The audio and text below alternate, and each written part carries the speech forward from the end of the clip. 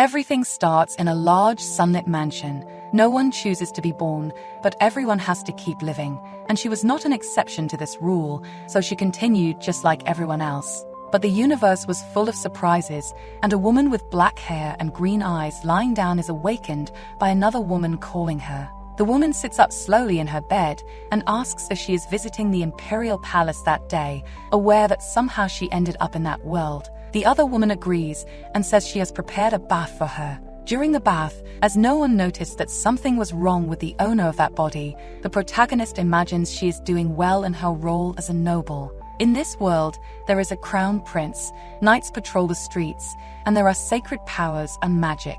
In simple terms, she entered a romance novel she read a few days ago and became the villain of the story. Her character was the only daughter of a marquis and the fiancée of the crown prince, Eris Mazirian. Eris is dressed by the maids in a beautiful red dress, reflecting that some people would love to live in such a world, but for her, it was different. A voice breaks her thoughts and asks what she was so distracted about. Eris responds that she just thought about how time passes slowly, and the maid brushing her hair smiles, mentioning she must be anxious for her engagement. Actually, she was scared. It was impossible to feel comfortable in that place and in that body. In order to return to her original world, the protagonist was determined to die as quickly as possible. In the original novel, the Crown Prince Alec falls in love with the daughter of a former count, Helena, and their love blossoms until they finally marry, with Helena becoming empress. Meanwhile, the fate of Eris, who loved Alec and envied Helena, collapses as she furiously seeks revenge, never forgiving Helena. That was what Helena deserved for stealing what belonged to her. Blinded by envy and a sense of inferiority, Eris poisons Helena and is executed. After that, Helena is revived by the high priest and the story ends with a happy ending. The character Eris was not important in the work, and her only purpose was to serve as an obstacle to the happy ending that Helena was supposed to achieve. It was a generic and typical romance novel, which honestly the protagonist was not even a big fan of. Readers who preferred Helena, the heroine, were probably quite satisfied with the ending. During her carriage ride, despite her serious expression, Eris could only think that she wanted to die soon. She makes her way to the palace and is greeted by a man and a knight that afternoon, informing her that the prince awaits her, and Eris thanks them, saying Alec was indeed kind. But mentally she laughs at her own words. After all, Alec doesn't care at all about Eris in reality. There was only one person his eyes resided on, and it was clear who it was when the protagonist walks to the gardens where he is. A girl with silver hair and violet eyes diverts her attention from the prince and waves to Eris, happy to see that she arrived. The prince looks at Eris and mentions that she is late, not seeming very pleased. The protagonist holds the hem of her dress and apologizes, mentioning it is a beautiful afternoon and greeting them. Helena smiles and says that the tea is still warm, inviting Eris to sit, to which Alec corrects her to speak more informally, as they were all friends there. Helena was originally a noble, but became a commoner when her father lost the title. The reason they all became childhood friends was because the queen hired Helena's mother to be Alec's nanny. Normally, this would be the point where Eris would intimidate Helena and be dismissed by the crown prince, but she was too tired to pick fights. So, the protagonist sits down and asks if they could serve a new cup of tea, as cold tea was bitter, and Helena agrees immediately, still smiling. The prince asks if she hadn't learned to serve her own tea, or if there was something wrong with her hands. But Eris retorts that he himself said they were friends, and drinks her tea while asking what is wrong with asking a friend for a cup of tea. This catches Alec's attention, but Eris knew he couldn't pick a fight at this point, until Helena touches the prince's arm and agrees that she was right, and that she served because they were friends, joking that she wouldn't serve Alec tea if he keeps complaining like that, looking bright and sweet as she spoke. The protagonist thinks that Helena was always pure and honest. There was no one who didn't like her, no matter what she did. In fact, she was loved by everyone, and it was visible just by the way the girls smiled. Suddenly, a fourth person approaches and says he feels abandoned, and hugs Alec and Helena from behind with a big smile. It was a man with red hair named Jason, asking if they were having a party without him. Helena excitedly asks if he had already returned, and Jason agrees, saying he would stay in the capital for a while. Jason Kazar was the eldest son of the Duke, known as Jason the Warrior, and was just another obstacle in Helena's romance, whose feelings were unreciprocated. The protagonist realizes they were ignoring her, as expected, and continues to drink her tea calmly. Until Jason looks up at Eris and apologizes, asking where his manners were. He winks and smiles at her, saying that Eris looked as beautiful as ever. As Jason sits down, Eris responds that it was a lovely afternoon, and the man replies that he did not deserve to be called by his title of Sir, asking to be called just by his name. This makes Eris ask how she could do that when she was the fiancée of the Crown Prince. Alec becomes visibly irritated, and she knew it was because he couldn't hide his emotions well, certainly furious, because she emphasized the term fiancé in front of Helena. The redhead gestures that there are many eyes around and nods towards the Crown Prince, to which Alex says he has nothing to worry about concerning what other people think of him. Eris replies that only one person in this world doesn't have to worry about others, but even he worries about his enemies. Her words make Helena raise her voice, calling for Eris, and everyone falls into an uncomfortable silence as the prince glares at her with clear anger.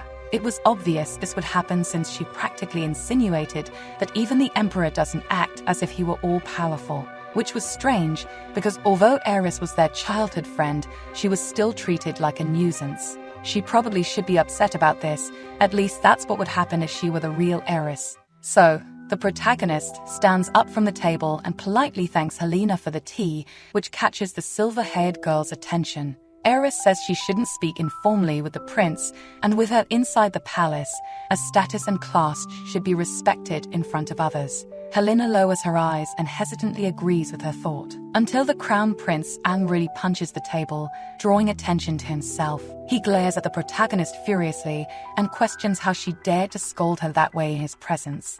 This reaction made Helena try to prevent the conflict Alec was starting. And despite the prince's insistence, the girl says she's fine and asks him to stop arguing with Eris, holding his fist on the table. The two fall silent as they look at each other for a moment. Because Helena was so kind, she never complains even when she was truly upset. Eris thinks she really didn't even need to do that because she had more people than she needed by her side to defend her in all circumstances. This makes her leave the table silently because none of this matters if Eris herself is the only one who hates her. Walking under the strong sun, she covers her eyes with her hand and realizes that the makeup and accessories on her body were too heavy. A servant helps her into the carriage and asks if she had a pleasant afternoon, which makes her look at the servant in silence before agreeing that it was good. After sitting in her place, Eris tells them to depart, and the coachman agrees with her orders.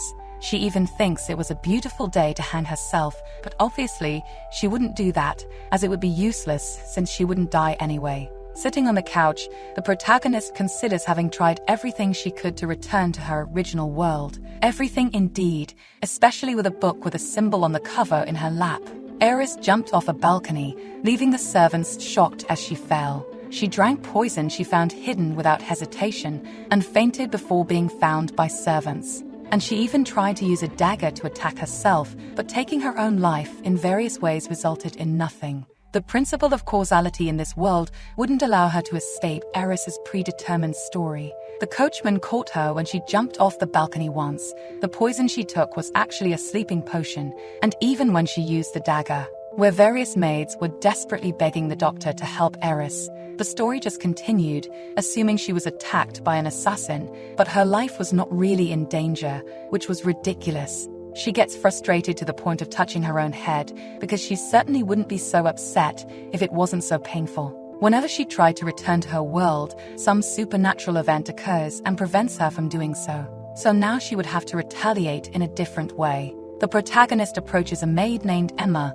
and asks her to go and find a good seer and to be discreet. Later, she returned to her room and picked up a yellow hat, considering that this should work, until the maid called her. She holds 2 other hats and says excitedly that Eris hasn't visited the city for a while, suggesting she dress up a bit more, which doesn't excite the protagonist. Emma insists that she should do some shopping in the city and could also eat something tasty, which makes the protagonist decide to think about it. The maid mentions that there was plenty of time before sunset, so she shouldn't rush and should enjoy the day, talking about the new bakery famous for its cookies. Eris mentions that it seemed Emma was more interested in those sweets, especially for being so excited while dressing her. The maid laughs and agrees that she was indeed, because sweets improved her mood, but now she just wished Eris would feel better. The protagonist responds that she would bring some sweets if they were really good, but she would be in trouble if they were bad. Her response makes the maid smile, as it sounded more like the usual Eris, and she realizes that everyone there loved their milady. Still, it made her wonder if the real Eris loved those people too. Anyway, she makes her way to the city where various people walked peacefully in the streets. Considering there were firearms in the holsters of knights, she supposes that the story's setting was more modern times than medieval. The street lights are developed by magical engineering, but it was ironic that it was prevalent in a world where mages are considered heretics. The coachman announces Eris' arrival in the city, and she looks out of the carriage window, pulling back the curtain. The protagonist gets off the carriage and says they could return now because she wanted to stroll alone, and the knight refuses because she had been attacked before and it was dangerous to walk alone. This makes her insist that she didn't want to repeat herself, as they would only get in her way, sending them home. The knight becomes nervous with the reprimand, but finally agrees with the milady's orders, suggesting that he would at least stay nearby and return when she finished her errands, which makes Eris satisfied. She walks through the city and enters a shop full of trinkets that makes her think it didn't look like a fortune teller's shop, running her fingers over a book that caught her attention, looking quite interesting, until a voice says that she wouldn't touch that if she were her. Looking back, Eris sees a woman with short red hair approaching, which makes her say she came there for a reading, and as she weren't a charlatan, she should know what was bothering her without needing that, and the woman agrees, then mentioning she could refer to her as a poor foreigner, smiling at Eris. The protagonist stays silent at the comment and stares at the fortune teller for a long moment, until the redhead approaches and holds her hand, asking her to follow, which surprises Eris. But they both go deeper into the shop and pass through a curtain to another room where Eris sits, saying this should be easy since the fortune teller knew who she was, mentioning she just wanted to return to her original world. The fortune teller responds that she made it sound so simple, but it certainly wasn't, and besides, she only discovered it by the smell of her soul, but Eris had tried different methods on her own. The protagonist asks about the smell of her soul, and the fortune teller agrees that this was the method of discovery. After all, she tried to destroy her own soul, but the world didn't allow her to do that to the end. This makes Eris go silent, thinking it didn't seem like the fortune teller was just guessing.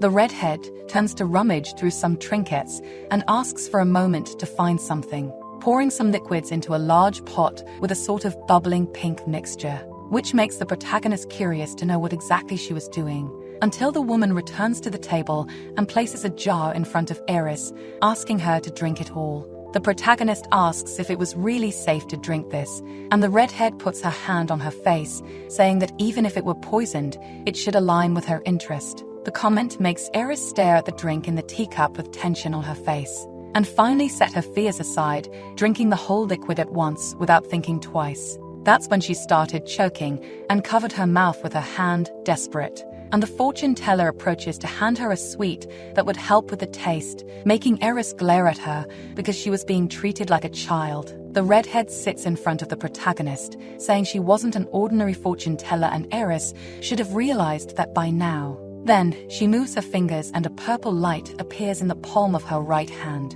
The sight makes the protagonist stare at the redhead intensely, and she introduces herself as Medea, the last witch of that world. Eris is surprised because she didn't remember there being any witches mentioned in the original novel.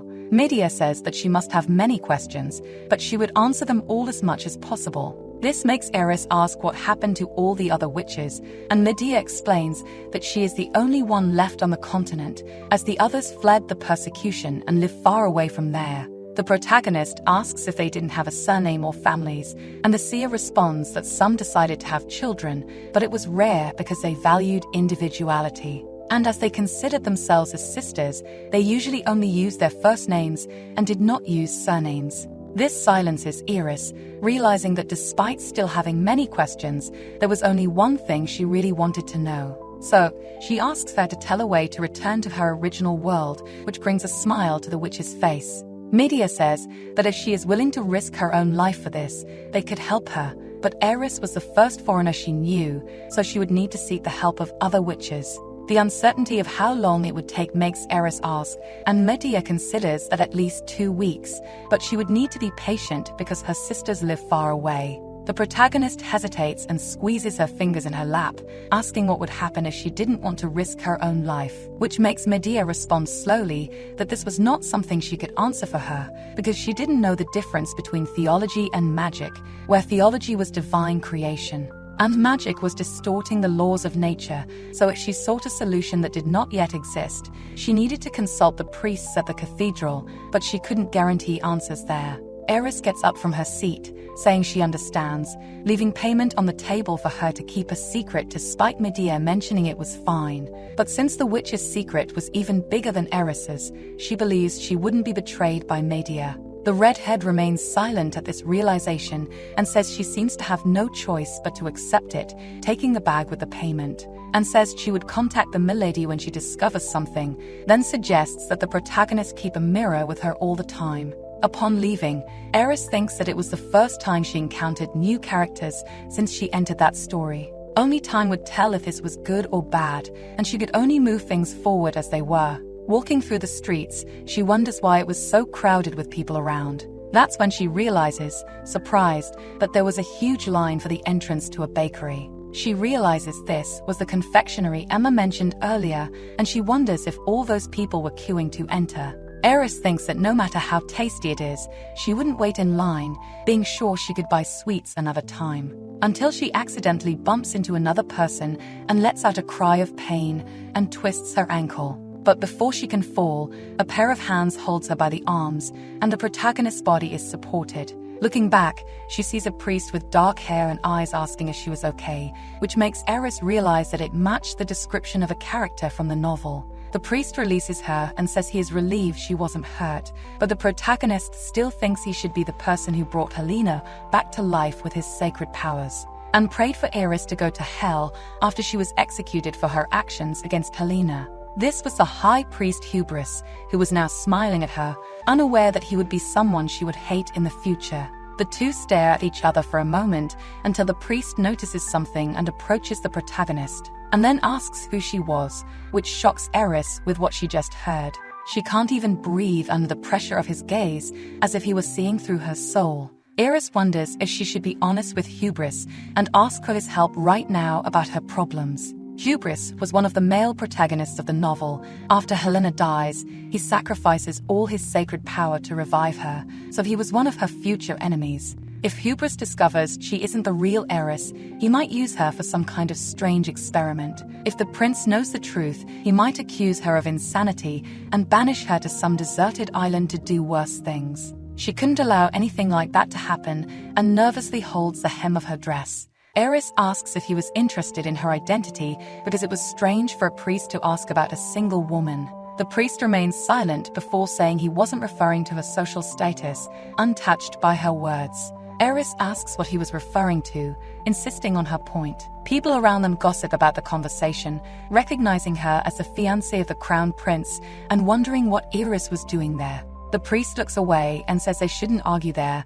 and Eris thinks that due to his position, he is careful about how others see him. As the crown prince's fiancée, Eris was famous, and talking to a man in priestly robes would certainly draw attention. The protagonist says that he questioned her in a threatening tone, but still refuses to explain. The comment makes Hubris nervous, and he gestures with his hand that he would never do anything like that. But she interrupts him, stating she felt interrogated, and surely the most important part was how the interrogator feels. And she steps closer to the priest, mentioning that if she touched him now, it could be considered a type of harassment. Hubris looks away and nervously says he was mistaken, apologizing to Eris. She accepts his apology and gives a small smile, realizing she managed to get rid of his questions. Then she walks past him and bids farewell, leaving him behind despite Hubris looking over his shoulder in her direction. In the carriage on the way back home, the protagonist feels a bit regretful for doing that, thinking she should have been honest with him from the beginning. He was the high priest, and Eris wouldn't have many opportunities to go to the cathedral to get information. Despite Medea saying there might be a way to return to her world without dying, she would still need to go to the cathedral to find out. This makes her place her hand on her forehead, thinking she should have asked Hubris directly, regretting her previous actions. It wasn't fair to have to risk her life just to go back home. Eris didn't want to feel pain again. But begging for help from a man who despises her was much better than losing her life. She only skimmed the novel, so she didn't know much about what would happen later in the story. She just hoped she could meet Hubris again as soon as possible so they could talk. Eris returns home late at night in her carriage, escorted by knights. She gets off the carriage and the knight mentions that the commendation ceremony is coming up, asking if she wouldn't name a personal knight this year.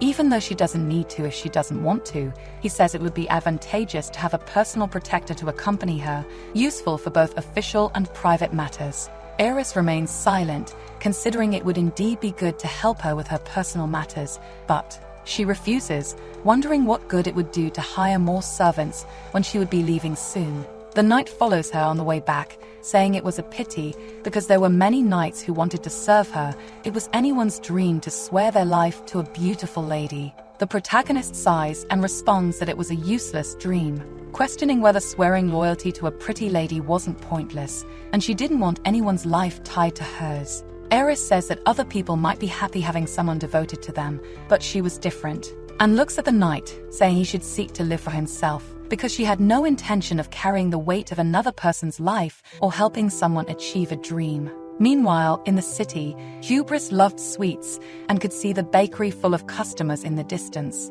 But due to his position as a priest, he had to enjoy his tastes in secret and in moderation. Helena approached, handing him a package, apologizing because she couldn't enter the cathedral as a commoner, giving him leaf-shaped cookies he liked. Hubris asks if she waited in line just for that and takes the package of cookies, and she says she was at the bakery when she remembered the priest. This makes him apologize for giving her the trouble, but Helena smiles, saying it's okay because the cookies taste better when shared with others. As a priest, Hubris always lived a life of moderation, and Helena's words moved his heart, making him thank her. It was thanks to Helena that he became able to express himself more freely. Meanwhile, Eris spent the entire night trying, but this was the only thing she could remember about the priest's unrequited love. Since Hubris was near the bakery the day before when they met, the protagonist assumes he hasn't fallen in love with Helena yet. She had to reach him before anyone else, because if he loves Helena,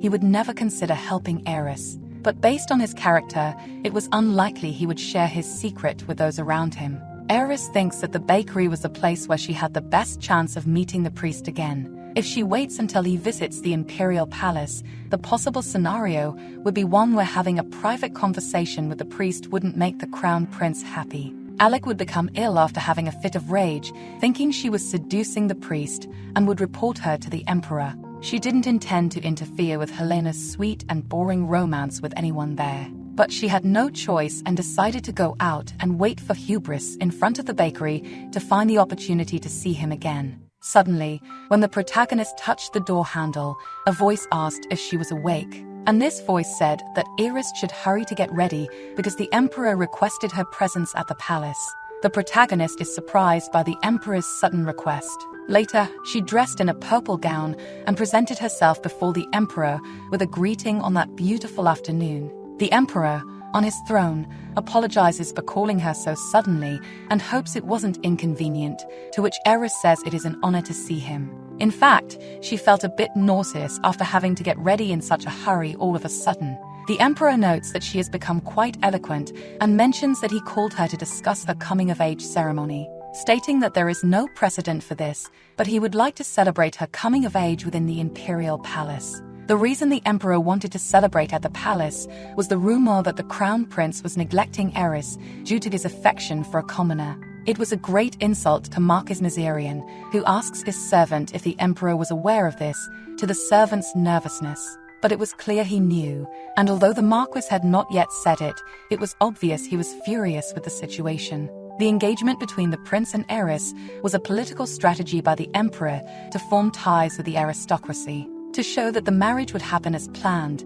he decided to celebrate her coming of age at the palace in respect of the fiancé. Eris thanks the emperor, saying it would be a great honor for her family, knowing there is no point in refusing since he would get what he wants in the end. The emperor mentions that Alec is close to his nanny's daughter Helena and asks if Eris knows her, and she says they played together as children alongside Alec and Jason. This makes the monarch consider that this happened because the empress hired the count's wife as a nanny, always being too tolerant with the prince. Eris realizes he is acting like a kind grandfather now, but he was a ruthless man who even killed his own son. The first prince was executed for treason without any evidence presented, and the empress survived only because she was pregnant with Alec. She lost the child overnight due to a false accusation, so it was understandable that she would bring a friend who was also struggling to be her nanny. The turn of the conversation makes the emperor ask if Eris was jealous of Helena, and she denies the question, which satisfies him as there was no reason for such a thing. He asks her to come closer, and Eris holds her dress to do as ordered. The emperor holds Eris's hand, saying that a man's love is transient, and more importantly, the status and power he can provide. Therefore, she shouldn't worry about anything because he made a promise to Eris's father a long time ago that she would become the next empress. Then, the people who support her will fill this palace, and her son will become the next heir. He asks if she can understand this point, and although it seemed like he was comforting her, the emperor said all this hiding a threat, stating that Eris Mazarian would become the crown princess, and there is nothing she can do to avoid it. The protagonist agrees with the emperor's words and says she would keep all this in mind. But she thinks he chose the wrong person for his plans because Eris not only wasn't afraid of death, but was an outsider who didn't care at all about anything. As she leaves the palace, she wonders if, as the prince's fiancé, she should go see him before leaving the castle, considering that it didn't seem like a good day for that, because after receiving that blessing on her marriage, she didn't think she would handle Alec bothering her well. On her way, suddenly a hand grabs the protagonist by the shoulder, and she lets out a scream before looking back. Eris remains silent before saying that Helena scared her and asks why she would do something like that. The girl smiles nervously, saying she saw her passing by and just wanted to greet her, which makes the protagonist ask her to just speak normally instead of jumping on her childishly, and Helena mentions that it was something Alec liked, stuttering a bit. But this doesn't convince Eris, and she slaps her own forehead because not even a 5-year-old would act like that. That's when her attention turns to Helena's left hand, still sitting on the ground, and she extends her hand to help the girl up after realizing Helena hurt herself in the fall. As she stood up, Helena said she was fine and that she could be treated by the imperial physician, to which Eris asked why a royal family doctor should care for her. Helena smiled cheerfully, saying that the physician was always kind to her. The protagonist was surprised with herself for worrying about Helena when she should be taking care of herself, possibly being punished for accidentally hurting Helena. The girl asked if Eris was upset, and the protagonist agreed, telling her to stop talking to her before turning to leave despite Helena's apologies. She wondered how Helena could treat her informally after everything. And with her back turned, she asked if Helena knew why she should be treated formally even though she was a commoner. Turning around, she said that as the eldest daughter of a Marcus, she didn't need to be so polite to a servant, cutting off Helena's attempt to say something, explaining that the reason for treating her with such formality was because the Empress and the Crown Prince liked her. Helena said they were friends and she wished they were closer, which was why she talked to Eris. In the novel, Helena's thoughts only had room for Alec and Jason, and if Helena really considered Eris a friend, that would have been described. The author only wrote this friendship between them to make Eris seem even crueler and more malicious than she appeared to be. At this, the protagonist said they should stop being friends, catching Helena by surprise. Eris didn't want to be her friend, and it didn't make sense to them to have such a relationship, and Helena asked if it was because she was close to Alec. The protagonist was mentally irritated because she couldn't care less about the prince. After all, she would never abandon a friend just because of a man like that. The girl was indeed beautiful, but the protagonist couldn't deduce at all what was going through her mind. This made her say there were no reasons, and Helena should stop asking those questions. Until suddenly someone grabbed her wrist from behind, surprising Eris. It was the prince, who said she hadn't changed at all and was even more brazen than before. The protagonist greeted Alec and responded that she was acting according to her status. But he asked who she thought she was to mention status in front of him like that, clearly annoyed by her behavior. Eris didn't back down and stated she wasn't wrong. After all, he was her fiancé. This made him raise his voice, saying he could cancel the engagement whenever he wanted, choosing any other woman to marry, and Eris said she doubted the emperor would agree with that. He laughed because she was acting as if she were already the crown princess, letting go of the protagonist's wrist. but supposed that flattering the emperor was the only thing Eris was good at. That's when Helena asked him to stop talking, saying it was her fault that things had reached that point. She touched the prince's arm, saying Eris was only teaching her proper etiquette, until Alec noticed the injury on her hand and asked who hurt her. The girl hesitated and replied that it was okay because it didn't hurt, until someone shouted that they saw Eris hurting her. A woman pointed at the protagonist, yelling that Eris pushed Helena, which was why she ran to tell the prince before things got worse. The protagonist thought it was true that she pushed her, but wondered why they didn't mention the point where Helena jumped on her back and scared her. Helena realized what Alec was going to do and tried to stop him, but he took a step forward and slapped Eris in the face without hesitation. This caught the protagonist off guard, and she touched her own face, shocked by what had just happened. The prince said that since she hurt something that belonged to him, it was more than fair to do the same to her. Eris wondered how they could think that was fair, because if that were the case, it should have been Helena who slapped her. She recalled reading about this part in the original novel's script. At that time, she thought Alec was a lunatic, but now that she was living it personally, she was furious with the crown prince for being such a big idiot, considering hitting him too, but realizing that if she were imprisoned, it would only hinder her attempt to return to her original world, having to act like the real Eris so they wouldn't suspect her. Alec told Helena to leave with him, and the protagonist interrupted, saying that it was the emperor who made this agreement with the Marquis, not her. She wouldn't marry him but the imperial family, and even if he didn't want to, he would end up marrying her, and neither of them had a choice in this. The real Eris believed that the crown prince would choose her in the end instead of Helena, and would have acted proudly even in this situation. The prince replied that this point of view was indeed interesting. After all, she herself said she wanted to marry him because she had loved him for a long time, and asks if that was truly how she felt about him. The protagonist wonders what Eris was thinking when she considered loving that jerk. She recalls that at the end of the story, Helena told Eris that what she felt for the prince wasn't love, so her true feelings were unknown. But the protagonist wanted to respect Eris's love and replies to the prince that indeed she loved him, but doesn't love him anymore. She decides to be clear, and that she wasn't in the engagement by her own will, but because of the agreement between the Marquis and the Emperor. If he wanted to cancel the agreement, he could go ahead and talk to his own father instead of taking out his frustration on her, because she was sure the Emperor had already been informed of the current incident by this point. As Alec remained silent, Eris turned to leave, asking for permission to go. She leaves the garden and descends the stairs, where the knight notices the mark of the slap on her cheek when the protagonist tells them to leave. That's when he mentioned that Jason was waiting inside the carriage just as she was about to leave the palace. Upon entering the carriage, Jason smiles, greeting Eris and saying it was indeed a beautiful afternoon. He notices the mark on her face right when Eris asks him not to comment on it as it wasn't his business, and he agrees after hesitating for a moment. She asks what he was doing in her carriage, and Jason says that Duke Khazar has some questions for Marcus Mazirian about the knighthood ceremony, and he was given this task because he was the only one with free time, so he decided to hitch a ride with Eris since they were going to the same place. The protagonist replies that the palace would have lent him a carriage if he wanted, and he jokes that the carriage wouldn't come with a beautiful lady like her. This doesn't please her much because she knew Jason was more of a womanizer than a warrior, having a real knack for controlling the situation. Eris asks if he didn't have another expedition soon,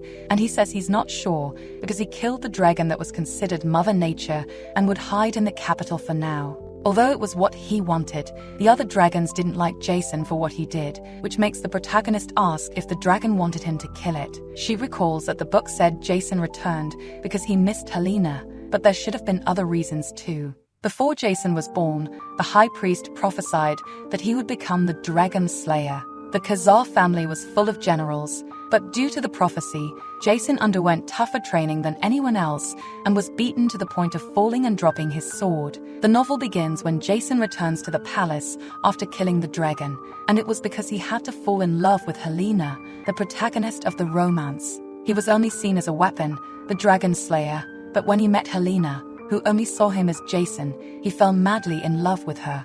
The protagonist thought Jason was just another character created by the author to be obsessed with Helena out of convenience. But she wonders if there could be another reason he was born as the Dragon Slayer. That's when Eris asked if he could tell a little about his journey now that they were traveling together to the Marquis' house. The man smiles and says it's unprecedented, not believing she wanted to hear about his stories, never expecting her to have any interest in him, and Eris clarifies that she had no interest, she just didn't want him to bother her with boring questions. She says he wouldn't have the chance to annoy her if he's busy telling his story, which makes him agree as he couldn't refuse a lady's request. Thus, Jason crosses his fingers in his lap and considers where to start, saying that the details of his birth and the prophecy are known on other continents, so he certainly doesn't need to explain. He dedicated blood, sweat, and tears to become the Dragon Slayer, learning to use a sword since birth and never being able to rest. There was a time when Jason held a grudge against his parents,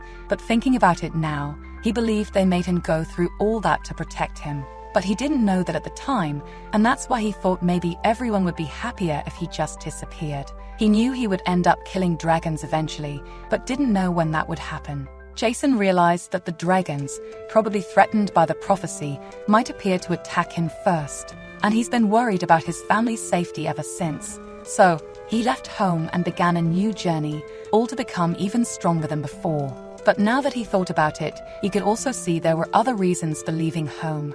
Living or dying was no longer important to him. He remembered Helena's words, saying that no matter where he was, she would always be by his side. In the end, he returned alive from his long journey. In the process, he ended up meeting many people on his travels. It was a wonderful experience where he could give gifts to children and drink alongside others. But the most important connection Jason made was undoubtedly another one. One day, he was in a city full of people like a crowd, where they shouted to move aside and make way for the princess. That connection was not with the princess of the neighboring empire who was in the carriage, certainly. The protagonist is surprised by this point in his narration. Jason says he imagines the rumors about him and the princess have reached the capital, which makes Eris ask what he expected when he wasn't at all discreet. This makes him clear his throat and move beyond that part of the story. The most important connection he made during his journey was with the dragon. Just like in a fairy tale, he met it after crossing rivers, fields, and mountains. It was such a massive creature that he wondered if he would ever encounter something so immense again in his life. Its body was as white as snow and stunning. According to the dragon, the fear and pressure to fulfill Jason's duty make him seem more monstrous, and that's when he realized something. He was afraid of his own destiny. Jason wanted to live and run far away from there. He hated being forced to live a life that didn't seem to be his own. It was ironic, but he could only express this out loud after facing the dragon, possibly because he believed he would die there. He didn't think he would get out of that situation alive, even after killing the dragon, but the creature's reaction was very different from what he expected. The dragon welcomed him calmly, recognizing Jason as the dragon slayer who had finally arrived. It was just a brief moment in his life, but waiting for him seemed like an eternity. Jason asks if it always knew he was after it, and according to the dragon, his destiny wasn't foretold by God. The dragon had manipulated a priest to tell a false prophecy so it could use Jason to take its own life. The creature said the things it did to die went against the principle of causality, but being the greatest monster of all, it succeeded after much effort. It was clear it paid a great price for its actions too. And saying this, the dragon began to shine even more in white, like a strong light. Until that moment, what Jason saw wasn't the dragon itself, but the realization of his greatest fear. The immense beast suddenly disappeared right in front of his eyes, and left only its heart behind, appearing as a glowing light floating before his eyes.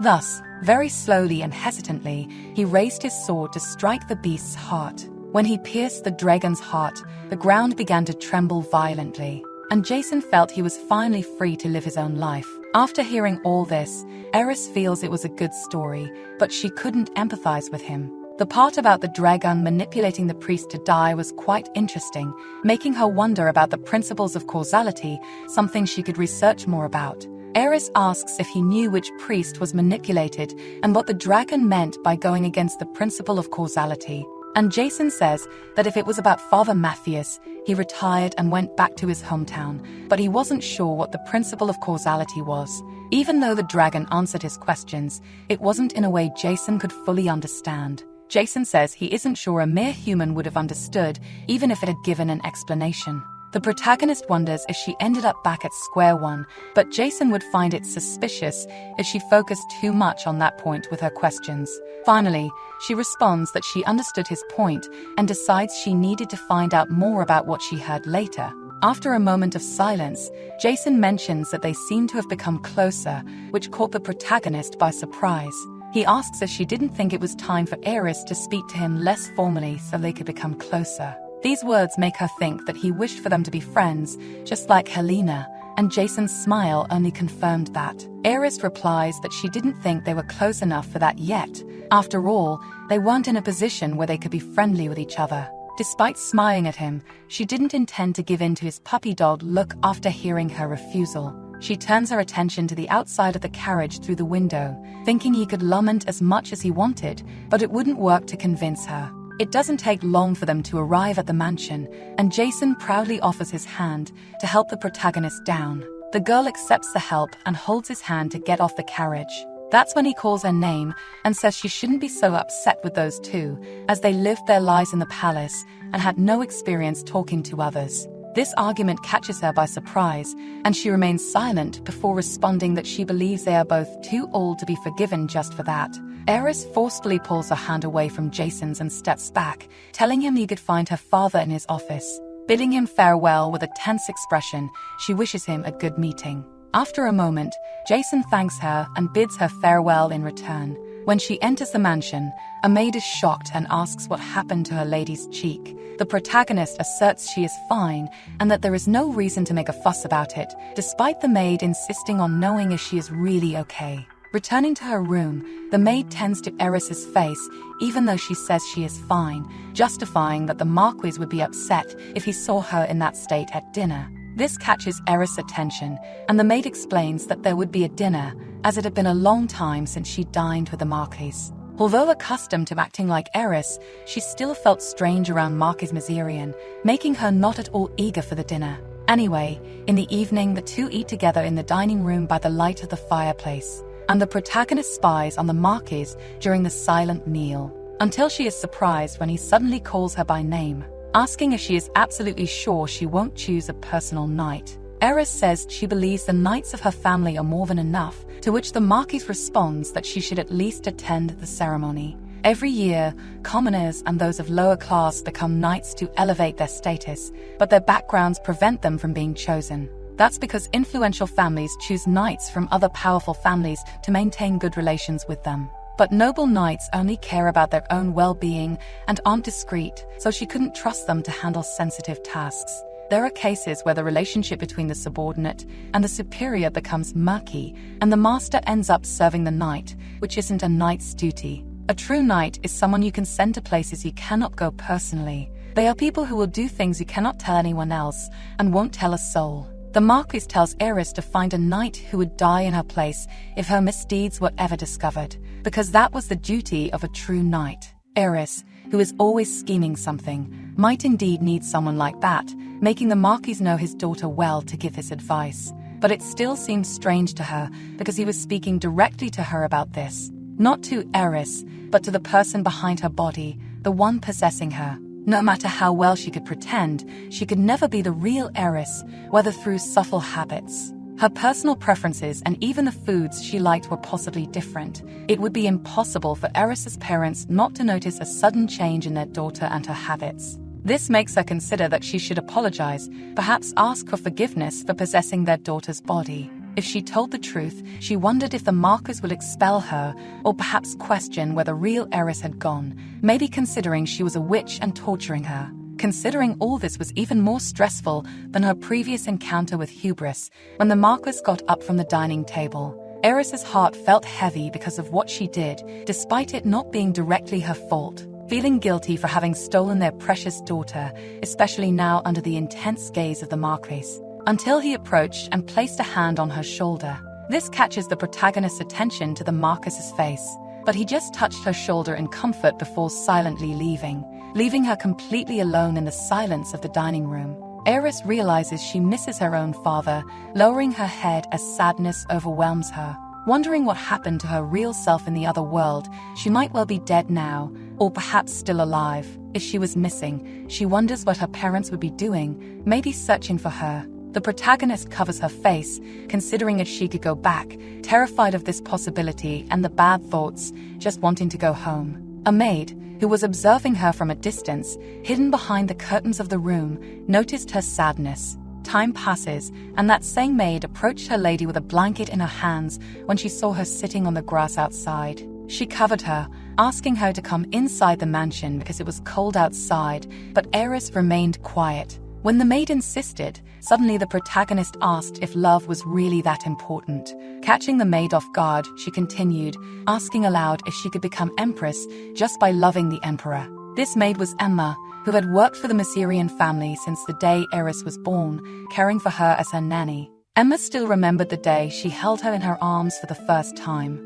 Her rosy cheeks were enchanting, and Emma thought she was a little angel on earth. She didn't think a baby could be so beautiful, and when she touched her cheek, she realized it was also soft. When baby Eris smiled happily at the touch on her face, the maid felt that in the blink of an eye, she had become someone incredibly dear to her, making her hope she would be the happiest person in the world. Every day, Eris became even more beautiful than before, and this was clear to Emma. People said that Helena, the maid of the imperial palace, was the most beautiful woman in the empire, but Emma was sure it was because they had never seen Eris. At that time, the maid asked Eris to accompany her because the artist who would paint her portrait had arrived. She sat on a couch to pose for her portrait, looking to the side like a model. Her black-blue hair was like the night sky, and her skin radiant like fresh winter snow. Whenever Emma saw her bright eyes and rosy lips like a rose, she felt there was nothing in the world she wouldn't do to make her happy. Emma admired her during the painting of her portrait with a wide smile, thinking she looked like an angel without wings.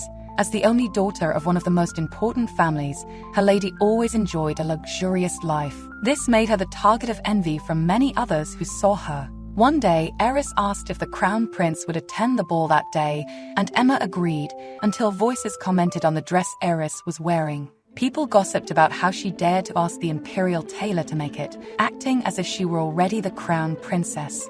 Everyone called her arrogant for acting as if she were already the empress, even without having married Alec yet, which worried Emma. That's when she heard Eris ask the maid to wait there and walked ahead despite the servants' protests. But Eris went to the source of the gossip, saying she hadn't missed hearing those insignificant remarks and wondered who had let such people into the palace. In the end, they were all children of a very well-known family, and Eris's presence made them all nervous for having been overheard. Her look of confidence and superiority did not fail as she accused them of spreading slander in the sacred palace, which was impudent of them. Defaming the crown prince's fiancé was the same as insulting the royal family, and Eris's words made those people tense and nervous.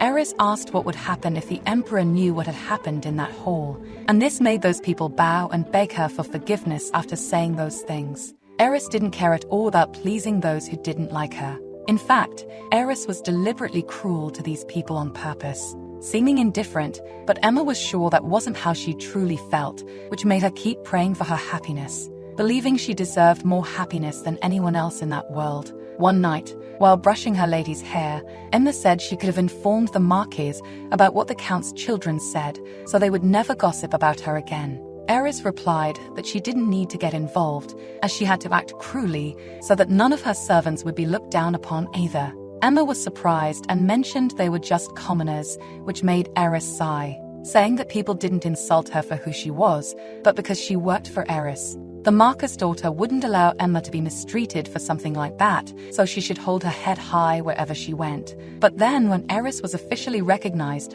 as the crown prince's fiancé, she had to learn imperial etiquette and duties. During that period, although Eris almost never slept, she never stopped visiting the imperial palace. On another day, the maid entered the room and asked how her lady's day had been because she would prepare her bath, but Eris threw herself on the bed, complaining of exhaustion and saying she would just rest. There were rumors that Alec didn't like Eris, but she never mentioned any of this to Emma before. The maid herself never had the courage to ask about it because it would certainly be an insult to her pride. That's when Emma noticed that her lady had started to wither little by little since then, depressed in her bed. The maid was hanging the winter blankets outside when she was called to come inside the mansion. That day, during her chores, she happened to see Eris while carrying the winter blankets. She watched her sitting on the grass in the distance, alone in her striking red dress. Eris hadn't cried in a long time.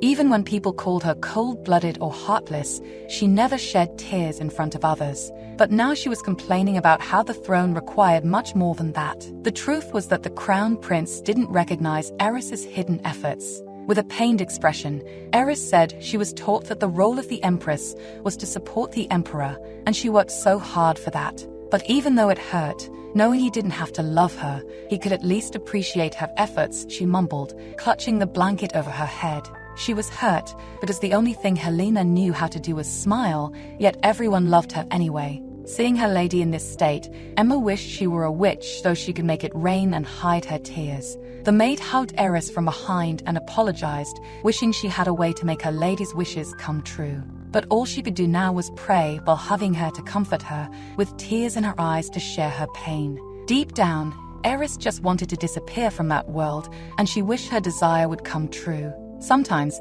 miracles happen in the most unfortunate ways, and that's what happened on that fateful day. Emma noticed that Eris didn't tap her ring finger on the table when she was overthinking. She also didn't start her morning with an extra glass of water, and she stopped biting her nails. The maid called her attention while she was distracted, and Eris responded immediately, but even the way she spoke was different from before. She asked if her lady would like to eat something spicy too, and she agreed with a suggestion before thanking her. This immediately struck her as odd, because Eris never thanked her servants that way. This sudden change in her habits and mannerisms made it clear she was no longer the Eris Emma knew in the past. So, who was this new person in Eris's body? If she asked directly, she would probably end up being dismissed as crazy for considering something like that. Emma was worried, wondering where Eris had gone, observing that new person day after day. One day, the maid asked Eris if she remembered when she fell off her horse when she was 6 years old, and the crown prince helped her up. The protagonist, walking ahead of Emma, commented that she was 15 at the time instead of 6, and the maid agreed that was indeed the case. This made her realize that her lady didn't suffer from amnesia, as she remembered her past, and only her subtle habits had changed since then. Eris told her to stop with those stupid questions, and Emma agreed with her. The most suspicious thing of all was that she pretended to be normal despite the visible change. At night, the maid started writing something in her room, thoughtful, drawing a witch and a sketch of Eris in her notebook, considering what would have happened if a witch had possessed her and if she could seek help. She sighed, realizing it wouldn't work, wondering what she should do because she had to find a way to act. That's when she looked out the window and noticed her lady was awake and outside. Emma wondered where Eris was going at that hour of the night, walking outside the mansion.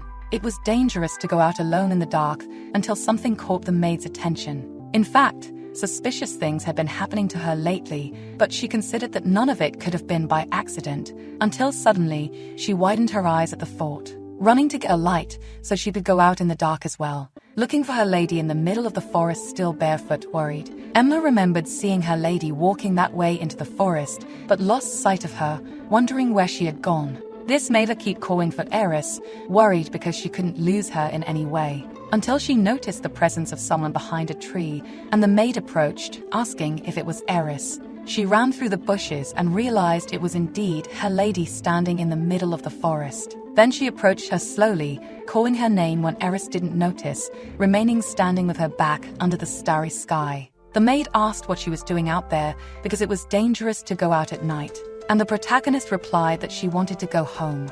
As Emma approached and touched her shoulders, she agreed to return to the mansion, but Eris showed a sad expression, calling for her mother because she wanted to go home. Emma worried that she might be sleepwalking and started mentioning the Marquise, her mother. But Eris interrupted her, saying she wished to eat her mother's kimchi fried rice, which made the maid release her shoulders in surprise. At that point, Emma realized, stepping back slowly from the protagonist, staring at the expression of the person pleading for her mother, that the woman in front of her was not the charming Eris she had known since she was young.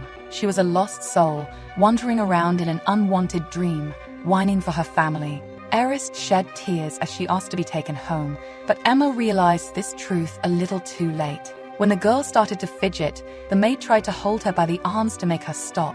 squeezing her hands and saying that it was all right because she would do everything possible to help her, repeating that everything would be fine, even under her tears now. Emma repeated over and over that she would be there for her, although now there was only one thing she wanted to ask, and that was to know if there was anyone in this world who made her want to stay. The maids were constantly trying to feed the protagonist despite her lack of appetite. They put the food on the utensils and offered it to Eris, which confused her with the attention. The women insisted she eat because it wouldn't taste as good when it got cold, and Emma insisted she eat because she just needed to chew, and then her favorite dessert would come. Hesitant, she ate even though she didn't feel like doing anything that day and just wanted to stay shut in her room. The news about what happened at the Imperial Palace quickly spread throughout high society. Later, Eris went to meet with various jewel vendors who claimed to have made pieces specifically for her, and everyone would be speechless at her beauty. But the protagonist found herself thinking it was obvious that everyone would act that way because they were talking about how she was slapped by the crown prince. She heard people wondering how Eris could be so calm. Normally she would be officially complaining to the emperor about the incident, perhaps going to Helena's room to turn it upside down. They commented that Eris shouldn't be feeling well because she hadn't been eating much lately. Still, she wondered why she would go after Helena, and on the contrary, she should have gone to Alec while he was sleeping and smashed his head with a bat. Or better yet, she would love to do that now, but she couldn't. Remembering the Marcus's gaze that was etched in her mind that night at dinner, Eris said that was enough for today, closing her fan and stating she would buy all the pieces shown, and they could collect the payment downstairs in the mansion. After withdrawing with her attendants, the vendors waved to her and thanked her. All the Marcus did was pat her on the shoulder, but since that night, she couldn't stop thinking about her family. The protagonist had an ordinary family, though her relationship wasn't especially good. It wasn't bad either, but the truth was she was tired of living in that house. Remembering her past life, she always went shopping alone at the convenience store. Her parents always reminded her how they were struggling financially, so she gave up her dreams and started working as soon as possible. Recalling that her parents enrolled her brother to retake the college entrance exam, even though they were against her going to music college after she worked so hard. Her parents' expectations were too high. If they expected that much, they could have at least shown some interest in her from the beginning. When she returned home from work, her mother asked if she had eaten anything, and she replied that she had just had something light. Then her brother quickly stole their mother's attention, suggesting they eat spicy noodles, even though they didn't have any noodles left. Her father said he could buy some and make them for his son because once he started his prep course, he wouldn't be able to eat at home anymore. At first, she blamed her parents for only caring about her brother and not giving her the attention she deserved. In a phone call, the protagonist said she couldn't come home for the weekend because she was busy with work, and asked her father to check the account because she had transferred some money since it was his birthday. Her mother complained that she had to work even though she was making the spicy roasted chicken she liked so much, and she replied that she was in charge of a new project and was busy. Always refusing her mother's invitations and making excuses not to come back, she hung up a little later and put down the phone. She drank some water and wondered if she really liked spicy roasted chicken that much before, until she received a message that her birthday was coming up, asking what she would like as a present. But she typed that there was nothing she wanted because in her mind, she thought she could see her parents whenever she wanted. Maybe that's why she was so cold with them, thinking they would always be there and taking it for granted. Thinking now in her bed, Eris thinks her brother was a good son to them and always helped their parents with chores. If she could see them again, she would like to make an effort to show how deeply she loved them. Another day, a maid said she needed to go to the palace and that her and Alec's clothes for the night ceremony were ready, which made Eris feel disgusted. Emma was super excited and would love to know the color of her dress, which made Eris think that the ceremony was important in the novel and she would have to attend even if she didn't want to go. The crown prince was not reprimanded for slapping her, and obviously he wasn't even sorry for it. The maids bid farewell to their lady as Eris entered the carriage with a bored look, wondering if that's how cows feel in a slaughterhouse. During her journey, she watched the scenery through the carriage window, thinking that the weather was pleasant and everyone seemed very happy outside in the city. She wondered how she could be the only one who had to live in such a terrible way, having dark thoughts. What did she do to deserve this? Why did she have to be nice to a jerk who slapped her in the face? Eris suddenly ordered the carriage to stop in a way that left the coachman puzzled, and they looked back to confirm her order. Until she raised her voice, yelling to stop the carriage immediately, irritated, and the horses trotted to a halt. Then the protagonist quickly jumped out of the carriage and started running, leaving the knight behind, shouting her name. Hurrying her steps, she thought she had to find a way to shake off the knight somehow. The protagonist passed through several alleys in the city, trying to hide and avoid being found by those responsible for the carriage. Eris wondered if she should hide this way forever, breathing heavily after running so much. If she kept running, maybe the world would eventually give up on her, and she wouldn't be able to return home, which made her expression tense. She begged to be let go, for them to give up on her, because the only person this world needed was Helena after all. Voices shouted when they found Eris and ordered others to chase after her, hastening their steps as they ran through the alleys. This frustrated her because they spotted her too quickly even after trying to hide in a corner. So, she removed her heels and ran quickly through the streets, not wanting to be caught and dragged back to the Imperial Palace. She quickened her pace, hoping to find a decent place to hide where no one would find her, until a hand reached out to her, grabbing her wrist with a strong grip. To her surprise, the one who grabbed her was a small girl who gestured for her to be quiet. She asked if Eris was trying to escape, which left the protagonist confused, and the girl insisted on knowing if she was trying to hide from those men. Despite suspecting the approach, she agreed that she wanted to escape, bringing a smile to the girl's face. Then, she whistled with her fingers suddenly, and several other children came running to the spot. Eris wondered where so many children came from all of a sudden, and at that moment, the knight and the coachman appeared as well. The girl held the protagonist's hand and said her friends would buy some time, asking her to follow. Despite being confused, when the girl guided her and told her to hurry, Eris agreed and ran with her. The two entered a hidden wooden house somewhere, making Eris stop to catch her breath. After leaning against the door, the girl sighed and extended her hand to the protagonist to collect her payment now, saying that a small amount wouldn't be accepted. Eris turned to her confused, asking what she meant by payment. Then she rummaged through her pockets, asking for a moment to find what was there, until the girl asked if it was possible she had nothing. The protagonist felt bad, seeing that the girl was really disappointed that her efforts had been in vain, and took off her earrings, handing them to her, mentioning that if she was accused of being a thief, she shouldn't blame her, but she could keep the earring. This immediately brought happiness to the girl, who broke into a huge, satisfied smile. And she quickly grabbed the earring from Eris's hand, thanking her for the offer without any shame, until they heard knocks on the door, making the girl tremble in surprise. Eris wonders if it is the knight and if they have already found her, hearing the girl whisper to hide, pushing her through the house to hurry, even though she doesn't know where to hide. But the girl helps her into a wardrobe, squeezing her inside while asking her to be quiet. When the girl closes the door to see who was outside, she wonders why the visitor arrived so early, making Eris realize it wasn't the knight. The girl continues asking how the visitor's day was, just as the protagonist peeks through the wardrobe crack, wondering if they were siblings meeting in the room. It was a common-looking man who had just entered, the typical background character that would appear in the novel. Until the man raises his voice and asks who was there, immediately noticing something was wrong in the place. Catching the girl by surprise, she nervously tries to cover up, but the man confidently asks who she brought home.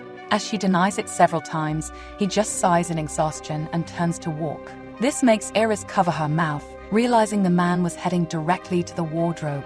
She begs him to go away and closes her eyes, hoping he doesn't come there, until a voice rises asking him to wait. But it wasn't enough to stop the man from opening the wardrobe door, finding the protagonist immediately. A super awkward scene makes them stare at each other for a moment, and the man tells her to come out from there, which makes her mentally complain about being caught. After Eris steps out of the wardrobe under the man's gaze, he looks at the girl beside her and extends his hand to her, despite her flinching under his intense gaze. Though he says nothing, he keeps his palm extended towards her, waiting for something.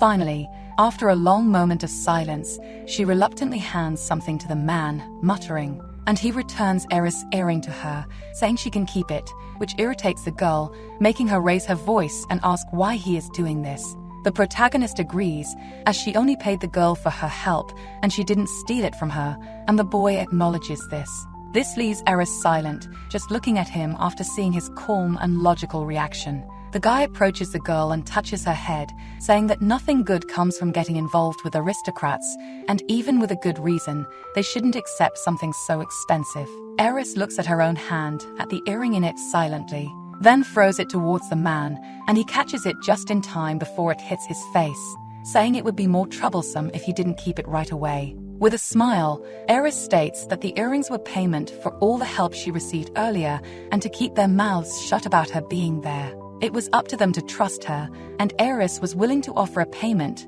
to hide her there a bit longer. The protagonist continues by saying that he probably didn't even know who she was, but if he found out later, he should keep quiet and not say anything about what happened. Faced with this, the young man remains silent, and Eris feels that this encounter could work in her favor. Earlier, she had planned to look for the priest that Jason mentioned, but now maybe these two could help her with that. Moreover, she asks if either of them knew a reliable intelligence guild. The girl quickly agrees that she knew one, and the young man gestures for her to be quiet, then looks at Eris again. She knew he was probably feeling uncomfortable. This was a world where a commoner could be punished for getting involved with the aristocracy. Sighing, the young man apologizes on her behalf, saying they had no means to provide her with what she needed, whatever it may be, and asks her to have mercy on them. Besides asking her to leave that house, Eris feels that the way this man could get rid of people so gently, it was clear he was a clever man. This made her like him, so she turns around and says that if she leaves now, her family will assume she was kidnapped by the two of them. If that happens, not only they, but all the other children who helped her escape would end up in trouble too. Smiling, the protagonist asks if that's really what he wanted, but if they both could cooperate with her, she could turn this situation in their favor, and also say that they helped her even when she was in danger. Having said that, she asks how things could proceed. Beside her, the girl tugs at the young man's sleeve, who sighs as he realizes he had no other choice. At this, Eris sits down and says she needed to find a reliable intelligence guild that could keep its mouth shut. They had to keep in mind that discretion was of utmost importance, and beside her, the girl says that her friend Sansi's father runs an intelligence guild in the alley. He was a diligent and trustworthy man, excellent for Eris, who asks them to locate a retired priest named Matthews. Regarding the payment mentioned, the protagonist asks if she was confident that it was good enough to receive payment, because there would be problems if she couldn't find the priest. And when the girl nods, the young man next to her stops to think for a moment. And Eris mentions that she didn't seem very satisfied, but could say so if she had something to add. That was when the young man questioned if she chose them on purpose, and the protagonist denies it, asking if she really looked like someone with so little to do that she came looking for people. People whose existence she didn't even know until now. It was obvious she was just being pursued and was guided there. The young man retorts that an aristocrat would never ask someone they just met to do a task like that. No matter how much she talked about the importance of being discreet, her secret could still be discovered one way or another. With a laugh, Eris approaches and asks if he was suggesting that she was too suspicious, which makes him go silent again. Even with her face so close to his, he didn't blink an eye, and she continues saying she could have killed them both in less than a day if she wanted to, mentioning that a man wouldn't be afraid of a rat that threatens him, but would just kill it, intimidating the young man with a smile. This was a man who was well aware of the position he was in, which is why he was trying to keep her away from the other girl. The girl was nervously holding onto his arm, seeming to tremble at the threats made. Seeing this, Eris pats the girl's head, realizing she must have scared her, but assures her there would be nothing to worry about, because nothing would happen as long as not a word was revealed about this. But the man quickly cuts her off, saying that they nobles don't think of them as humans. Pulling her hand away, the protagonist responds that she's not sure about that because she wasn't like the others. The reason she was acting so heartlessly was only because she didn't think of them as real people, but rather just imaginary characters from a novel. Everything she truly valued existed in the world she came from, where she missed her family, her friends, the music, and the places she loved to visit. She was even willing to die to return to that previous life. She had no time to pity some fictional characters. Therefore, Eris says he could accompany her back now, and she turns to walk past the young man, who was still looking at her. Noticing that she was also walking barefoot, to Eris's surprise,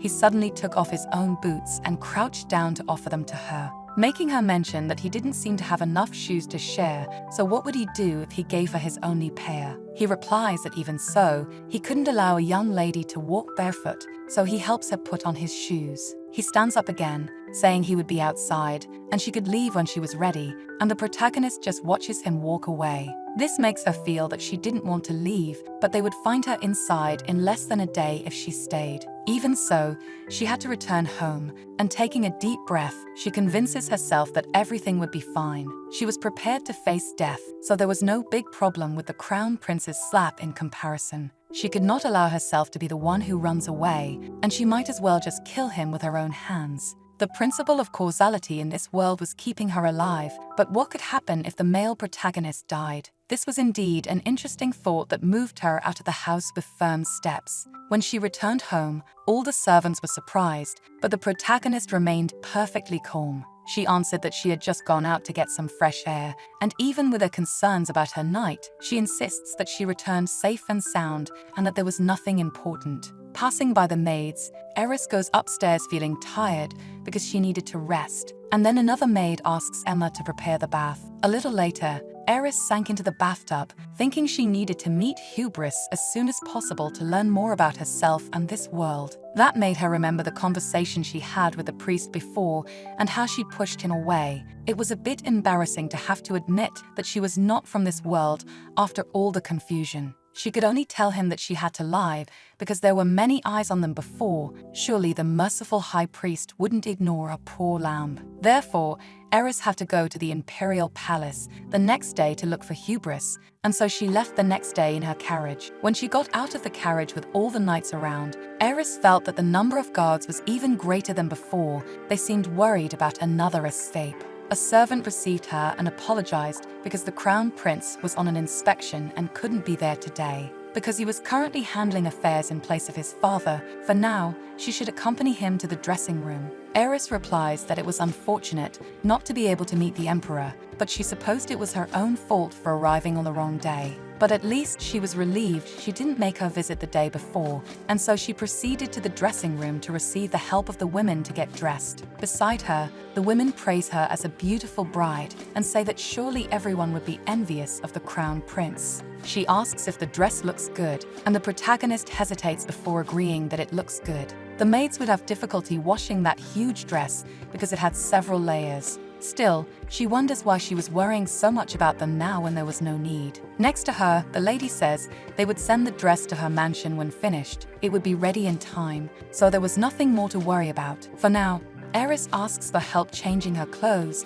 because she would like to walk around the palace, and the maids agree to her request. A little later, the protagonist descends the stairs, lamenting the pain in her feet from running barefoot the day before. Then she sighs, wondering how she could meet Hubris in that huge palace. It would be more convenient if he appeared before her eyes, if he were Helena or Alec. Until, to her complete surprise, she ends up seeing the priest walking in the distance and widens her eyes, hastening her steps and asking him to wait. But Hubris was too far away, and as she lost him now, there would be no telling how long it would take to see him again, which is why she grabbed the hem of her dress to hurry and reach him. But during her run, suddenly Eris ended up tripping and falling hard to the ground, startling the priest, who turned in her direction just in time. Looking at her, he starts to recognize her, but bends down to ask if she was okay, and Eris shouts back asking if she looked okay to him. The two fall silent as they stare at each other, with the protagonist irritated after what just happened. Lowering her head, she feels it was all too frustrating. Helena would never have to go after someone like this. People would naturally come to her. Still, Hubris kneels, apologizing and touching Eris' injured ankle, making a glow appear from his hand. This caught Eris' attention, so this must be the sacred power of the priest. He then says that should do it because she shouldn't feel any pain now. He stands up, asking to be excused, but she knew she couldn't let him leave right now. This makes her mention that they had met before, holding onto the fabric of his clothing as he stands. And he agrees because they had indeed met. And Eris goes on to mention that he had also asked a question about who she was. He turns back again and agrees that he did indeed ask that question, then reaches out his hand to remove her grip on his fabric and hold her hand directly, helping her up in a way that made Eris feel like he couldn't take his eyes off her. But it wasn't because he found her attractive. It was as if he were looking at something deeper than just her appearance now, so the protagonist lets go of his hand. At that moment, Eris seemed familiar to him, and the priest responds that he can't see the shapes of souls, but he can see their colors. And in this world, it was a fact that Eris's soul color was very unique. He would like to think he was mistaken, but he didn't think he was. The protagonist says she couldn't be honest the last time given the circumstances they were in, but he was right. As he could see, it was true that Eris was not from this world, so she asks if he thought she could return to the place she came from. The question took him by surprise, but she insists that he be honest with her, wanting to know if there really was a way to do it. After a moment, he falls silent, and Eris asks if this was something even a high priest like him didn't know. In response, he says he didn't know how to replicate it exactly, but as far as he knew, there had never been a person who came from outside before who was able to leave here alive. That makes the protagonist fall silent, suddenly feeling strange because she thought she was prepared to die, but it seems she wasn't deep down. The dark feeling makes her start to laugh, nervously arguing that there must be a way,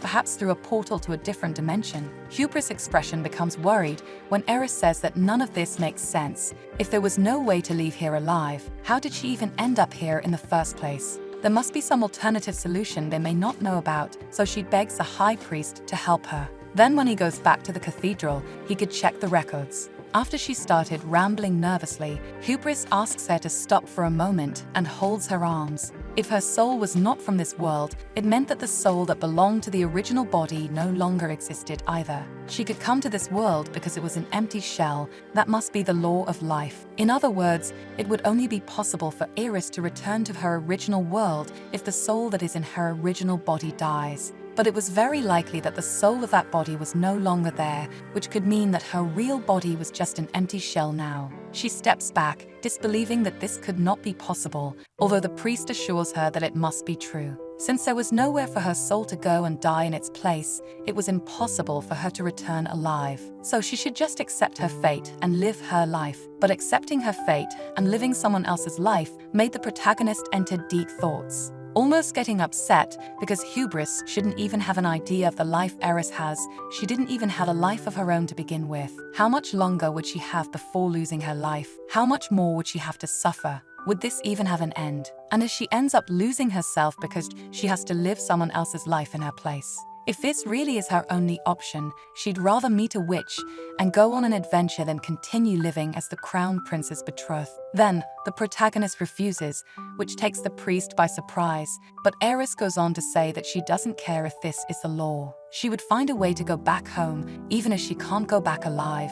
She would find a way to return home. Then she turns around, but Hubris calls out to her to warn her that she couldn't do that. She should live the life that was granted to her by God. This makes her turn around, replying that it was her parents who gave her life, not God, and she knew it was the same for him unless he was born of an immaculate conception. In any case, after responding coldly, she turns around and bids the priest farewell, leaving him behind still in shock. Eris didn't care if she ended up being punished for heresy. Even if they did that, none of it would matter to her. But the Hubris she knew would never take such an action, and as soon as she walked away, she sighed because meeting him had been pointless. In fact, quite the opposite. Now the protagonist felt even more desperate than before, to the point of feeling mentally exhausted. As she walked, she ended up crossing paths with Helena, who widened her eyes upon seeing her. Eris wonders what she was doing there and decides to just ignore her, walking straight past Helena as if she hadn't even seen her.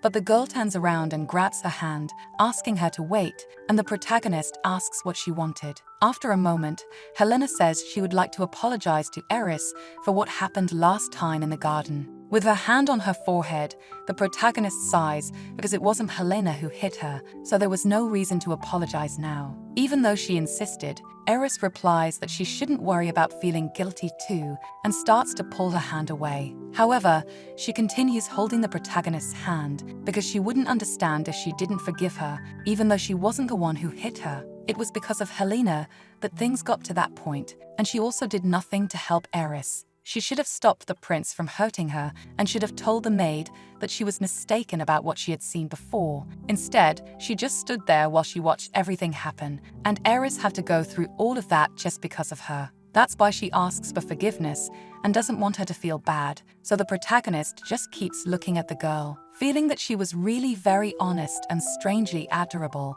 If she were a villain in disguise, it would be easier to hate her. Suddenly, Eris lowers her eyes to Helena's hands and asks why they are so beautiful, leaving her confused. But the protagonist continues, saying that she was a maid of the imperial palace, so how could it be possible to have hands even more beautiful than those of noblewomen? The protagonist knew the reason. There was no way Helena could have had time to wash the dishes, the clothes, or do the cleaning. That was because Helena was always busy with Alec calling her, everyone loved her, and she always spent her time talking with people. Helena reminded Eris of someone she knew from school. She was pretty, nice, and loved by everyone. She herself also liked that girl, but there was a great distance between them, and the girl herself said she was always helped and only needed others to do the same, especially from her own parents. Since she asked them, she could only receive the necessary help. The girl was nice, but she could never understand the difficulties of others because she had never experienced any of that before. That must be why she was so naive.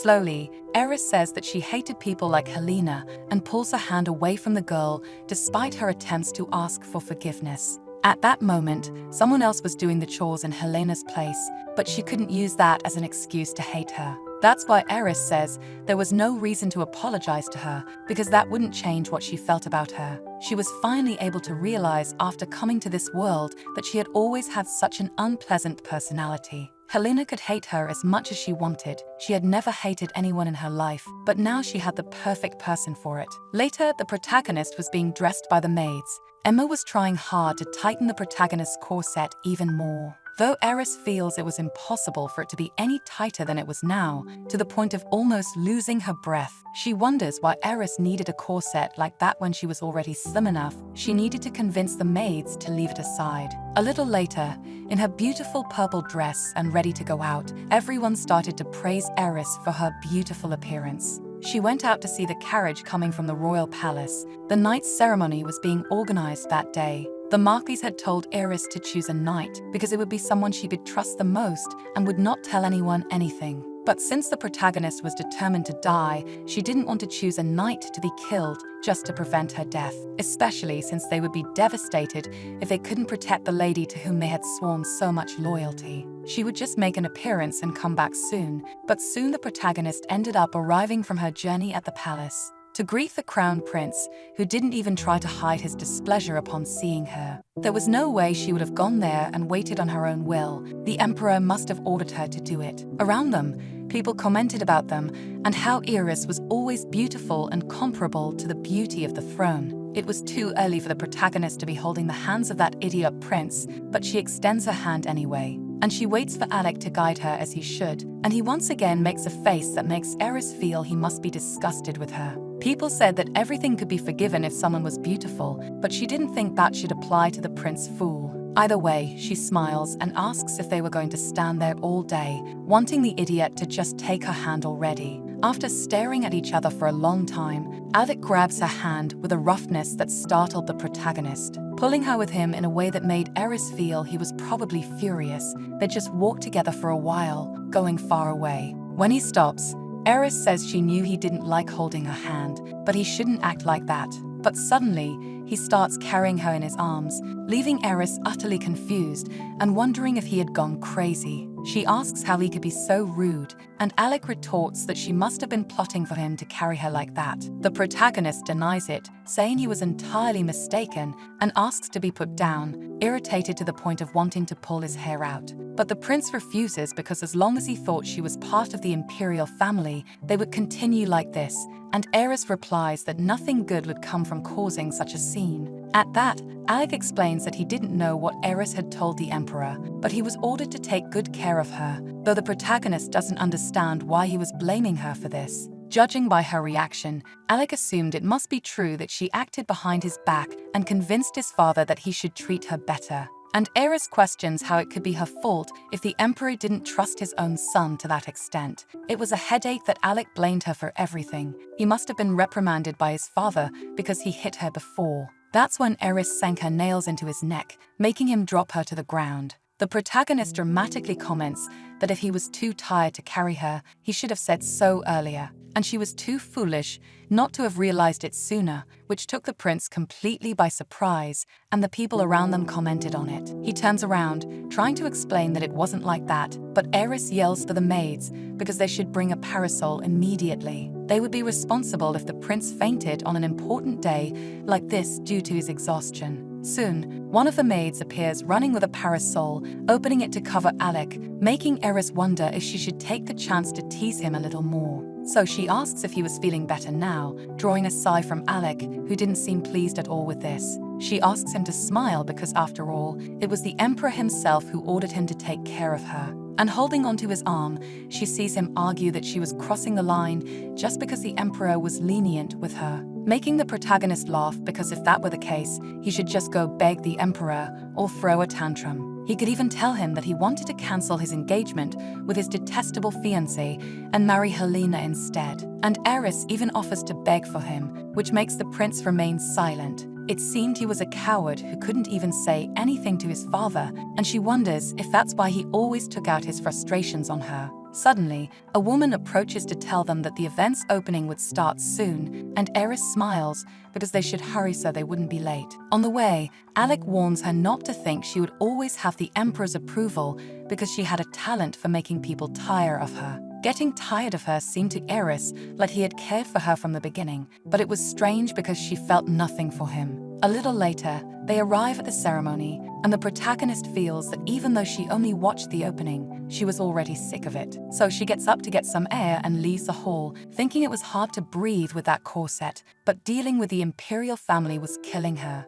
Therefore, she walked around looking for a place to sit, but suddenly she hears a noise that catches her attention. Then, Eris begins to leave the palace and enters the woods, where she finds some men gathered, beating up a person. They mock the person lying on the ground, telling him to get up before the ground gets contaminated with his filth, mocking because those cowardly peasants who don't know their place deserved a good beating. And Eris realizes that this man must be a commoner who wanted to become a knight. There were only two ways for someone to elevate their social status in this empire. One was to become a knight, or a magical engineer. Even in the novel, Helena was only able to marry the crown prince after the false accusations against her family were removed and they gained their noble status. Seeing this, Eris wonders what she should do. They covered him with a blanket to prevent their clothes from getting dirty and to avoid being caught for what they did, which meant this wasn't the first time they had done this to him. Even if she helps him now, they would only continue tormenting the commoner even more afterward. She could find a way to help him if she wanted to,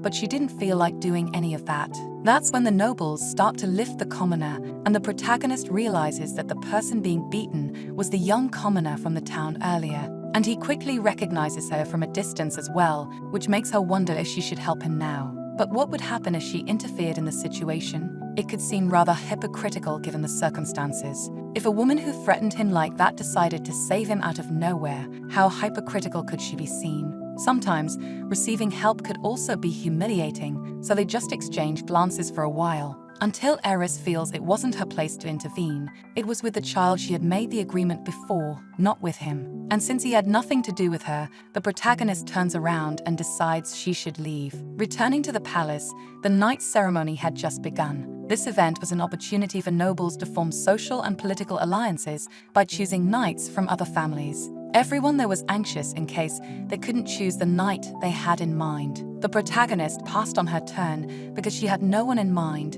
and she even yawns out of boredom while standing there. That's when her gaze was drawn to some men she didn't recognize. They seemed older than the knights from earlier. Behind her, a knight explains that these were the ones who weren't chosen in the previous ceremony, and Eris asks what would happen if they weren't chosen again. He explains that initially, people just thought it was bad luck, but if it keeps happening, people would think they weren't chosen for some reason. They grow weaker as they age, but they still keep trying for about 10 years. If they still aren't chosen after that, they give up on knighthood and become mercenaries. Those men could make some decent money if they became mercenaries, but for those who dream of honor, that wasn't what they wanted. In the group, the protagonist also sees the young commoner and asks the knight if there was any high demand for mercenaries.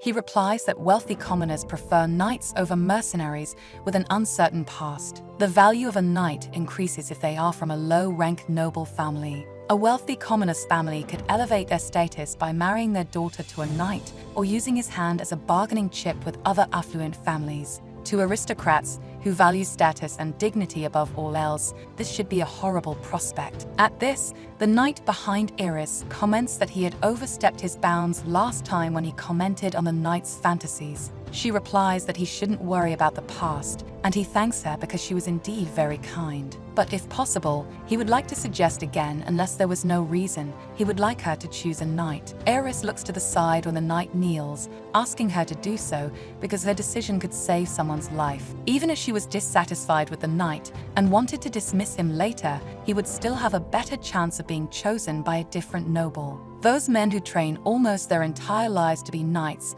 would never have any other opportunity afterward, and it would certainly be very tragic. The protagonist realizes that he was begging for her pity, and he agrees, asking her to help them. It was clear that he wished she would be a savior, which makes Eris fall silent and think a little about it. Extending a hand to help someone wasn't the same as throwing scraps to stray animals. Deciding to help someone meant taking responsibility for them. That's when Eris pointed to a person, announcing that she wanted to choose a knight, pointing directly at the young commoner from earlier. He approaches and kneels before the protagonist, and she asks if he would swear before God to dedicate his loyalty and devotion to her. He agrees that even if it is a life of endless suffering and hardships, he would follow her, promising to serve and protect only her until his last breath. Eris could hardly believe she had saved this man by choosing him. Even if he hadn't been chosen by her, he would surely have waited for a different opportunity. No matter how long it took, the protagonist felt indebted to him after his earlier help with the shoes. That was just a small act of kindness that she could have ignored, but she decided to repay that debt now. That's when Eris asked the young man's name, and he responds that, though it was shameful, he didn't have a name. This worries the protagonist because she wasn't good at naming things either, so after some time she says, Anakin. That was the name he would be called from then on, and she touches the head of her new knight. It was at this moment that Eris began to remember a part of the novel she had forgotten before, and she watched Anak rise before her. This was because there was a man who always stood by Eris, even when everyone began to hate her. He was a knight who loved her until the end. There was no way the crown prince's fiancé would leave such an important event without at least greeting the imperial family. Now, Eris just wanted to leave, but she was still there in that celebration hall. She approached to greet the imperial family, drawing a smile from the emperor when he saw her coming. He praised her for looking wonderful as always, and the imperial color always suited her well. Eris replies that it was thanks to the imperial family for having made such a fine garment. This drew a laugh from him due to her modesty, saying he had heard she wouldn't be choosing a knight, but he was still curious to know what made her change her mind. Eris replies that everyone was trying to convince her to do it, so she had no personal reason to oppose them. The emperor agrees that she made the right choice, but the protagonist feels that the empress and the prince weren't even trying to hide their disdain for her.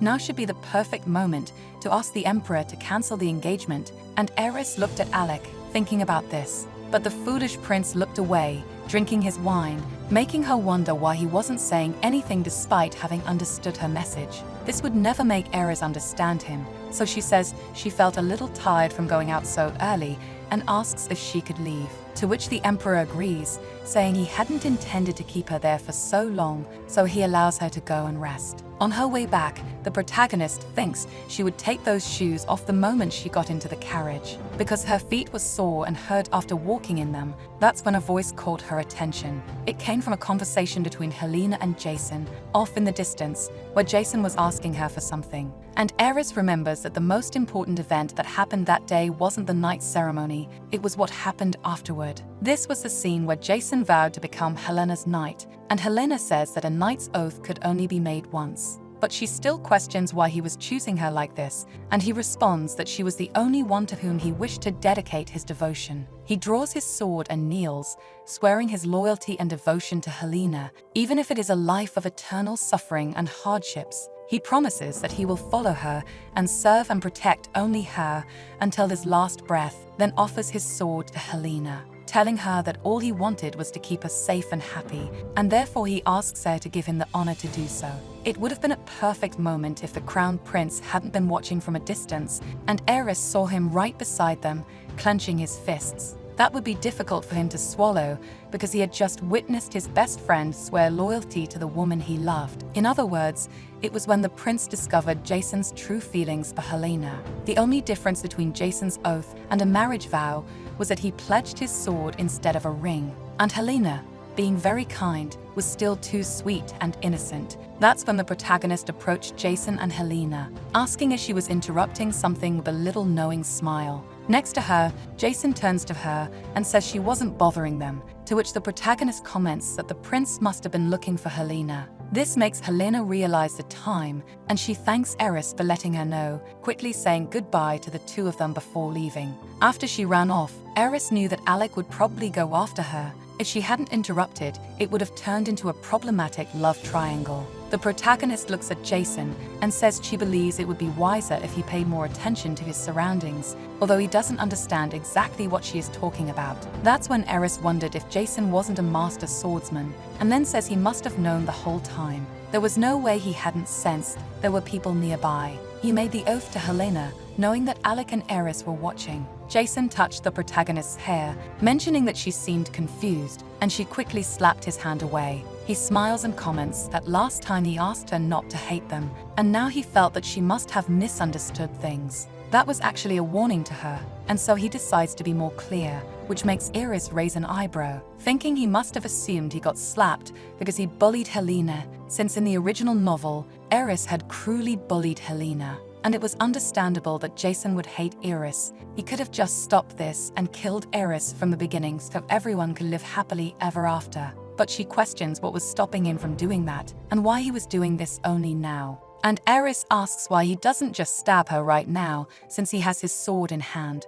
which catches him by surprise, until she suddenly reaches out for his sword, causing him to drop it on the ground with a loud clang. And Jason grabs the protagonist's wrists as she says that if he was going to give someone a warning like that, he should also be prepared to kill that person. Staring at her like that makes him ask who exactly she was, and Eris walks past him, asking why he wanted to know something so obvious. She didn't know why he was so curious about her all of a sudden. It wasn't like she had ever been important to him anyway. With that, the protagonist leaves the garden and later gets into a carriage with her new knight. Just as Jason didn't know much about Eris, the Dark Knight was also a mystery to her. His name was not even mentioned in the novel, nor was his appearance described in detail, only that he was a man always in the shadows. Recalling the narration that this man grew to love Eris and was her only ally throughout her life, she looks at Anak in the carriage, before looking away again, thinking that this guy who met her didn't even know she wasn't the real Eris.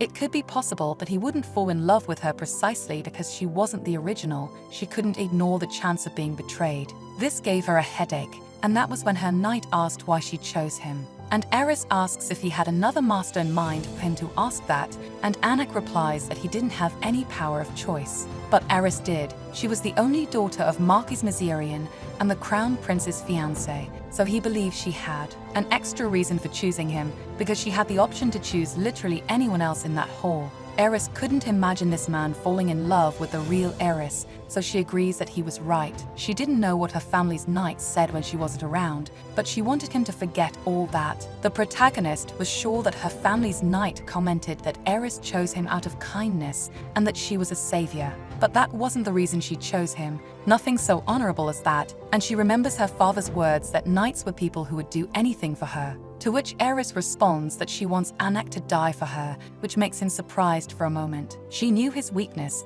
and knew he couldn't challenge her. Therefore, she had a tight rope tied around his neck. That was the reason she chose him. Returning home, the protagonist threw herself onto her bed with a sigh after that long and exhausting day. That was when she found a mirror under her pillow and looked at the reflection, widening her eyes in surprise at seeing a woman with red hair. With a startled noise, a maid enters and asks if everything was all right, and Eris replies that it was just a bug and there was nothing to worry about. Hiding the mirror behind her back, the protagonist asks Emma to leave because she didn't need any help. When the door closes, the protagonist takes the mirror and complains to Medea for scaring her, to which she responds that Eris seemed busy. And Eris realizes she'd have forgotten that the witch told her to always keep a mirror with her, so she asks if she managed to find anything. Medea responds that one of her sisters told her it would be impossible for a human to freely escape the principle of causality. To go against the principle of causality,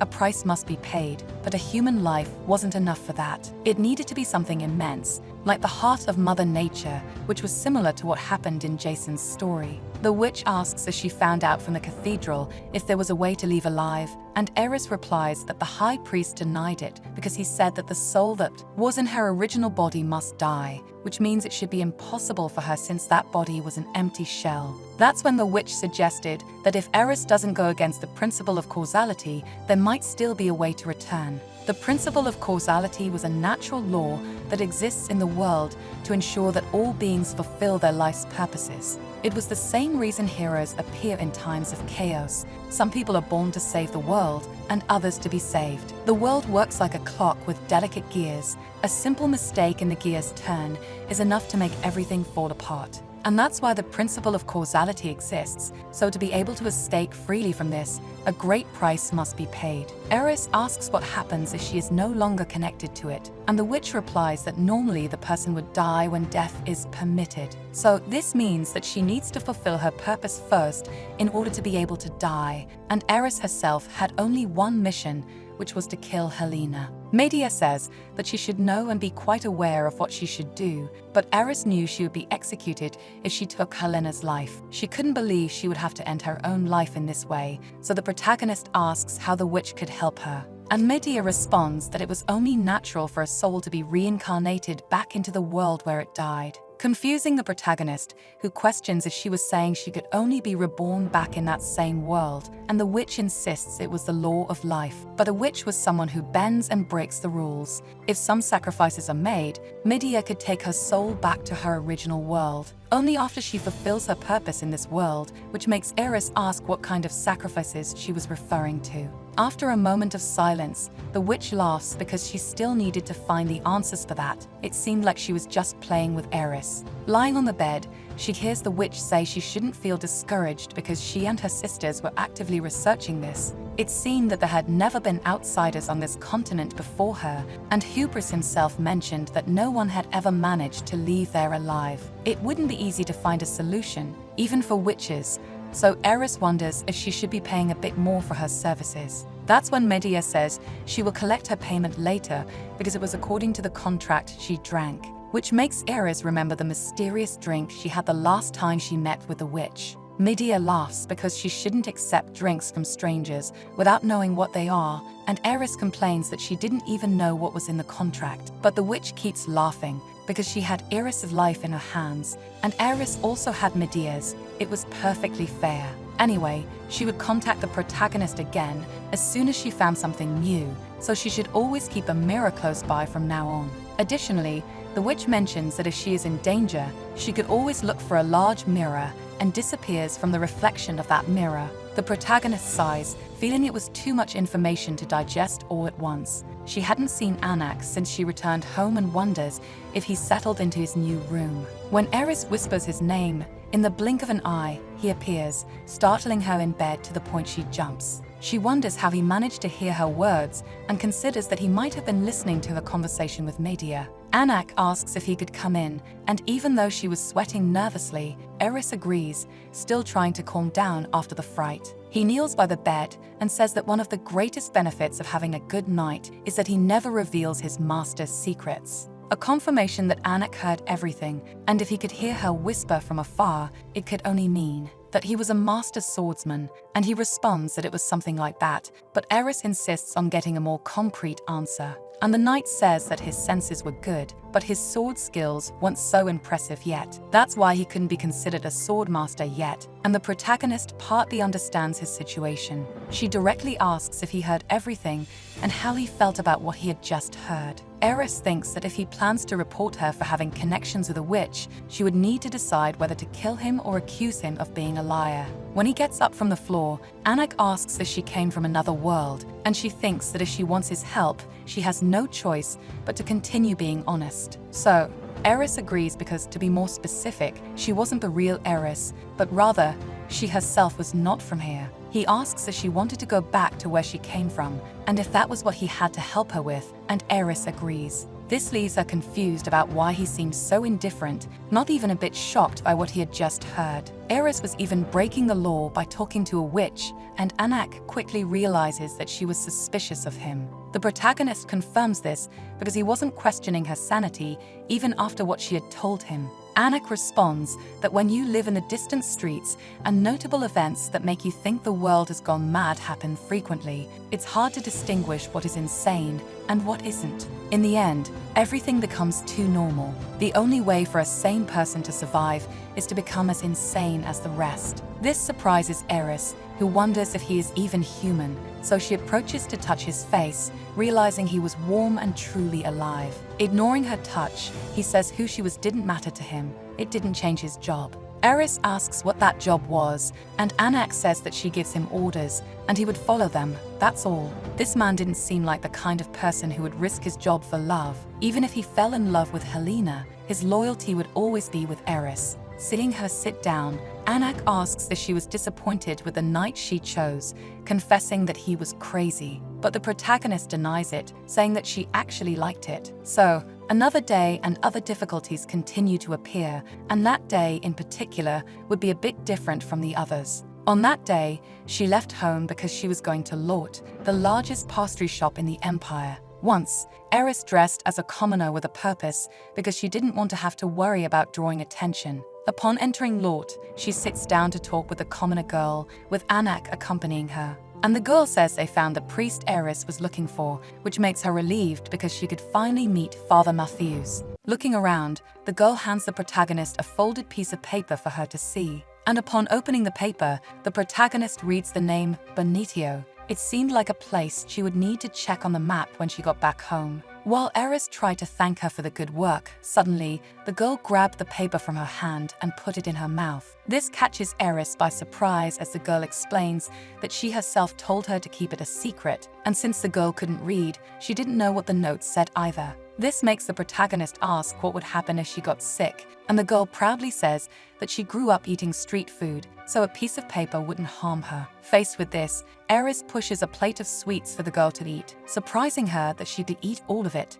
and the protagonist agrees. Just watching the girl eat the sweets while she sips her tea, and Anak observes them silently from the side. Eris suggests he sit down as well, but he assures her he was fine, although the protagonist says she didn't say that because she was bothered, but because Anak drew too much attention by standing, she intended to act like a rich commoner. With that, the three sit at the table, and Anak asks what Eris plans to do now because it takes about 15 days to get to the location in question. Placing the cup on the saucer, the protagonist thinks that in 2 weeks, it would be Eris's coming-of-age ceremony, which makes her consider postponing the ceremony. Then she leaves a pouch with the agreed amount for the girl as payment, making her happy. While Eris warns her to give the remaining amount to the informant and not to even think about stealing because she would pay her share separately. She also asks if she sold the earrings from last time, and the girl says she didn't because she wanted to keep them. It was the first time she hadn't taken the reward. Eris looks at Anak seriously when she realizes this,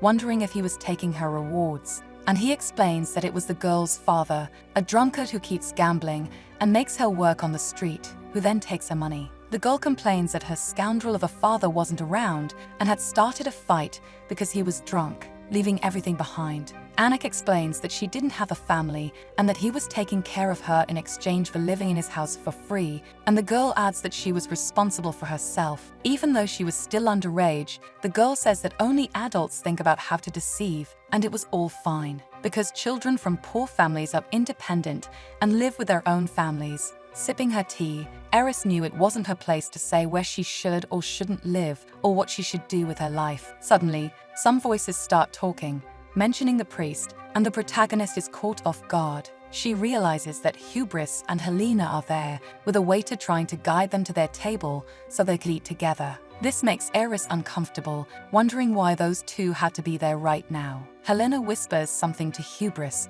and Eris asks Anak what it was, and he replies that Helena mentioned she would get into trouble if she went up because they weren't nobles. It was insane to Eris because the robes of a high priest and a common priest were entirely different, and Helena didn't even know that Hubris was the high priest. She probably didn't even know how special that was because it was completely normal for him to serve the nobility. Around them, people comment that they have never seen a woman so dazzling with her beautiful violet eyes and silver hair. If it weren't for his clothes, they couldn't even tell that Hubris was a priest. He could even be compared to a prince. It was true that the two looked like a beautiful couple. When Anak asks if he should keep reporting on their conversation, the protagonist declines. It was obvious what they were talking about, so it didn't make a difference because Helena smiles at Hubris while saying it was natural for Hubris to be the target of comments, because he was a handsome man, and she also insists there's nothing wrong with eating sweets because it can make one feel better.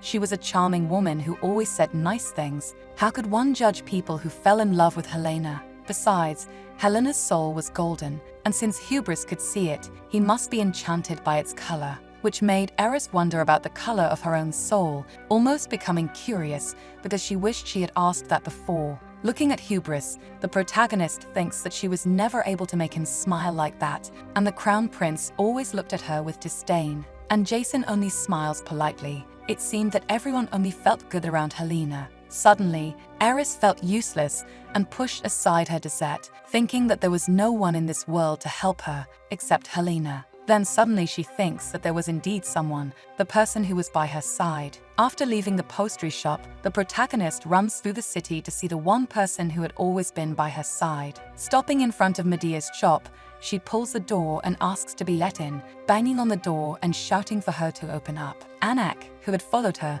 tries to call out to Eris, but she was distressed because when she needed the witch the most, she wasn't there, to the point of making her lose her mind. Everyone has those days when they suddenly beg their parents for something they never cared about before. It could be something as simple as cotton candy or the most expensive branded item that all their classmates had. But what they really want is not the object itself, but the confirmation of their parents' love when they buy what they want, no matter how insignificant it is. It's the assurance of knowing that their parents will always be by their side, no matter what happens. However, the protagonist didn't have someone like that in this world, and now when she needed Medea, she wasn't there. When Eris falls silent, Anak asks if she would like him to open the door, and she agrees, until the knight asks her to step back, drawing his sword and smashing the door into pieces in a way that makes Eris jump in surprise. He then makes space to enter Medea's shop and steps in first to look around. Eris sighs because he really broke the door, and he argues that it was locked. Although he didn't know who she was looking for, he thought it was better than sitting and waiting. To the protagonist, it was impressive that Anak didn't feel guilty about breaking other people's things like that. But his actions were enough to make everything Eris had been feeling just a moment ago disappear. She replies that it's fine, because if they didn't want to open it, breaking it seemed like an option too. Just a little later, Medea screams in shock when she arrives at the shop, stunned by what happened to her door. She yells, asking where the mirror she gave to Eris was because she could have just called for it, and there was no need to break the door like that. At this, the protagonist puts the blame on Anak, who agrees because the door was locked, but it didn't sound like a very good excuse. Sighing, Eris says she would pay for the damages and that there was no need to worry, which calms the witch down. Asking what she wanted, the protagonist replies that she was feeling a bit down and wanted to hear something to make her feel better. Medea crosses her arms, seeing that she was really spoiled, and Eris laughs, asking if the witch intended to kick her out. That's when the witch raised her hand, which began to glow as her powers made the pieces of wood float in the air. Fixing the door as good as new, Eris notices when her knight placed his hand on his sword, and the protagonist asks if it was safe to reveal herself to a stranger. Medea replies that if she thought of him as a stranger, she would have left him behind. It was the same as the first day Eris came here. Soon, the witch guides them to another room so they can sit at the table while she uses her magic to serve tea, surprising Eris, and again Anax seemed perfectly normal, although the protagonist asks him to drink first because she didn't know what Medea might have put in it. Then, Medea joins them and asks if Eris could start telling her about the history of this world, and if she knew the difference between alchemy and magic, where essentially alchemy was quite close to theology. Not just close, but it was born from it. It was common knowledge that theology studied life, while magic studied death. But that couldn't be more wrong, and Medea explains that theology deals with both life and death, not just facts and morality, but related to what was true in that world. That truth was that God was the only one capable of creating, while magic was the study of creation. Considered different from magic because its rules and methods still fall within the framework of the world's truth. The witch gives the example of a tree. If it was struck by lightning, it would certainly catch fire. This was just the natural course of nature, a fundamental truth. Everyone accepted it as just a fact of life and didn't delve deeper into it. But one day someone had an idea. Wouldn't it be easier to light a fire anytime and anywhere if we did it artificially? The founder of alchemy was nothing less than an inventor, which is why they were also called engineers. They discovered that power could be generated if a specific formula was made, and there were countless possibilities without any limits. They collect water vapor from the air to make it rain. They can manipulate light to create illusions, change the temperature of the atmosphere to cause wind. At first glance, it seems they are creating something that was missing, but it wasn't quite like that. Only God can create, and if someone dares to go against this will, many alchemists have tried to get close to God, but they all failed. Most were cursed and met a horrible end, so gradually, the act of breaking the truth became taboo. In short, theology was like the truth that made up that world, while alchemy is about establishing rules based on that single truth. But magic was completely the opposite. It exchanges or ignores all truths and rules, which is why Medea could send Eris back to her original world. She could twist the rule of reincarnation so that she doesn't have to be reborn in this world after she dies, and could send her back to her place of origin. The witch makes it clear that a price would need to be paid for this, which was incomprehensible from a human point of view. Everything had a price, and the protagonist asks if a man could use magic like witches, maybe a sorcerer, which makes Medea laugh, because it was quite funny to see her saying such things. Last time, Eris asked if they left descendants, and it was true that magic couldn't be inherited.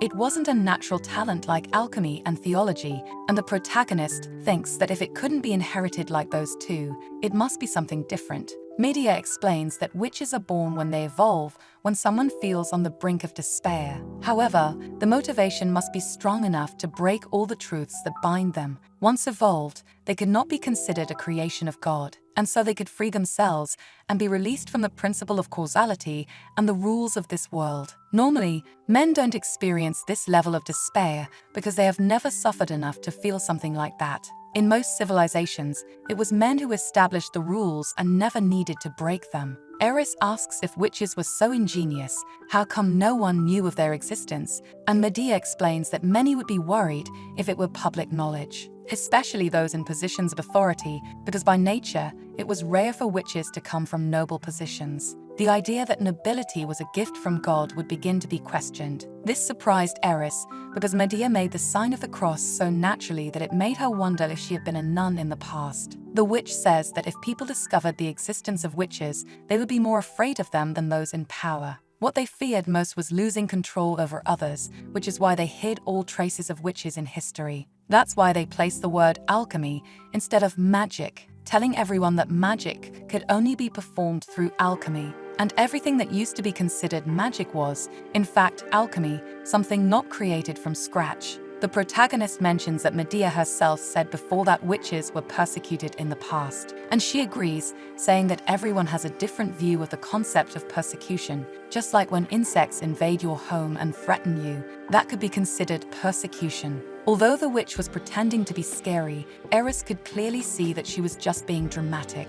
If they were free from the principle of causality, it makes sense that the existence of witches wasn't mentioned in the novel, because they were characters not created by the original novel's author. Medea says there is no reason to worry because even if they had enough power, they couldn't destroy the world, making Eris wonder if the witch thought she was worried about something like that. She explains that they, the sisters, kept an eye on each other. If there was ever a witch who wanted to destroy the world, they would bring the case to a vote. Anyway, it was sad that Eris wanted to leave because she had the qualities to become a witch as well. Medea says she could find ways to help her if she wanted to stay here. She thought that being a witch could make her happier than being the crown prince's fiancée. She could even make Anak her familiar, and the protagonist smiles, saying she was fine with things as they were, because this was no longer a what-if, a future that would never become reality. And then the two continued talking after that. On another day, while Eris was curled up crying, Helena approached slowly and noticed what was happening. She felt that from time to time, she found herself thinking about a future that would never happen. In the past, as a child, Helena heard from her mother that if the family hadn't been ruined, they wouldn't be in that situation. Banging her drinking mug, her mother tells her that her father and relatives were all killed, all because of Mazirian, who enjoyed devouring her husband. Seeing her mother enraged and crying, little Helena approached her, asking her not to cry, and hugged her, saying everything would be okay. Her mother touched her daughter's face with a knife in her hand, saying that life could be hard for a beautiful woman of low status. Helena knew her mother had raised the knife many times, but never managed to cut her face and mark it. She would fall to her knees, asking for her daughter's forgiveness, only managing to cry after all she had done. Even if she tried to cut Helena, the girl could never hate her mother for it and always comforted her. That was something she could endure. It was the guilt her mother felt for her that saddened her the most. Her mother told her to always be kind because she couldn't protect her daughter beyond that, and she should smile no matter the situation. She would say that Eris should always remain in her own corner. If she discovered something, she should pretend not to know and always act naive and ignorant. She should never forget that this was the only way to survive in that cruel world. While she was busy washing the blankets, she asked if another maid wanted to join her. But all the court maids were always cautious with her. In moments like this, Helena felt lonely but couldn't blame them. Even though she was a maid now, she used to be a noble, and besides that, she was quite close to the imperial family. It was understandable that the other maids felt uncomfortable around her, so she ended up having to take care of things alone. That's when a woman called out to Helena, saying that the crown prince and the emperor were calling for her. This surprised her because she was busy with the blankets, irritating the woman because it seemed like she wanted to make them wait, shouting that everyone was too busy to help her and asking if there was no one who could wash the blankets for her. That's when a maid approached and decided to take over the work for Helena, telling her to hurry before she got into trouble again. Helena apologizes and says that if possible, she would return later to bring some cookies for the maid. Then she turns to leave. At first, she always insisted on finishing her work before leaving, even if it meant she would be punished by her mother when she got home. She felt good about completing all her tasks, but she had to change her ways after seeing Alec reprimand the head maid because she hadn't sent Helena to him earlier. Afterward, Helena apologized to the head maid because she had no idea that the crown prince did that. But the head maid replied that she was now in a position where she had to serve him, and in the future, she should immediately do what was asked of her. So, Helena did as she should have done from the beginning, and had no right to refuse any of it. If she didn't go to see the Empress and the Crown Prince on time, someone else would get into trouble in her place. But if she ran off quickly, another maid would have to work extra because of her. Someone else might suffer the consequences because of her, and this made Helena wonder if that was why everyone distanced themselves from her. On one hand, she felt uncomfortable being Alec's friend, and on the other,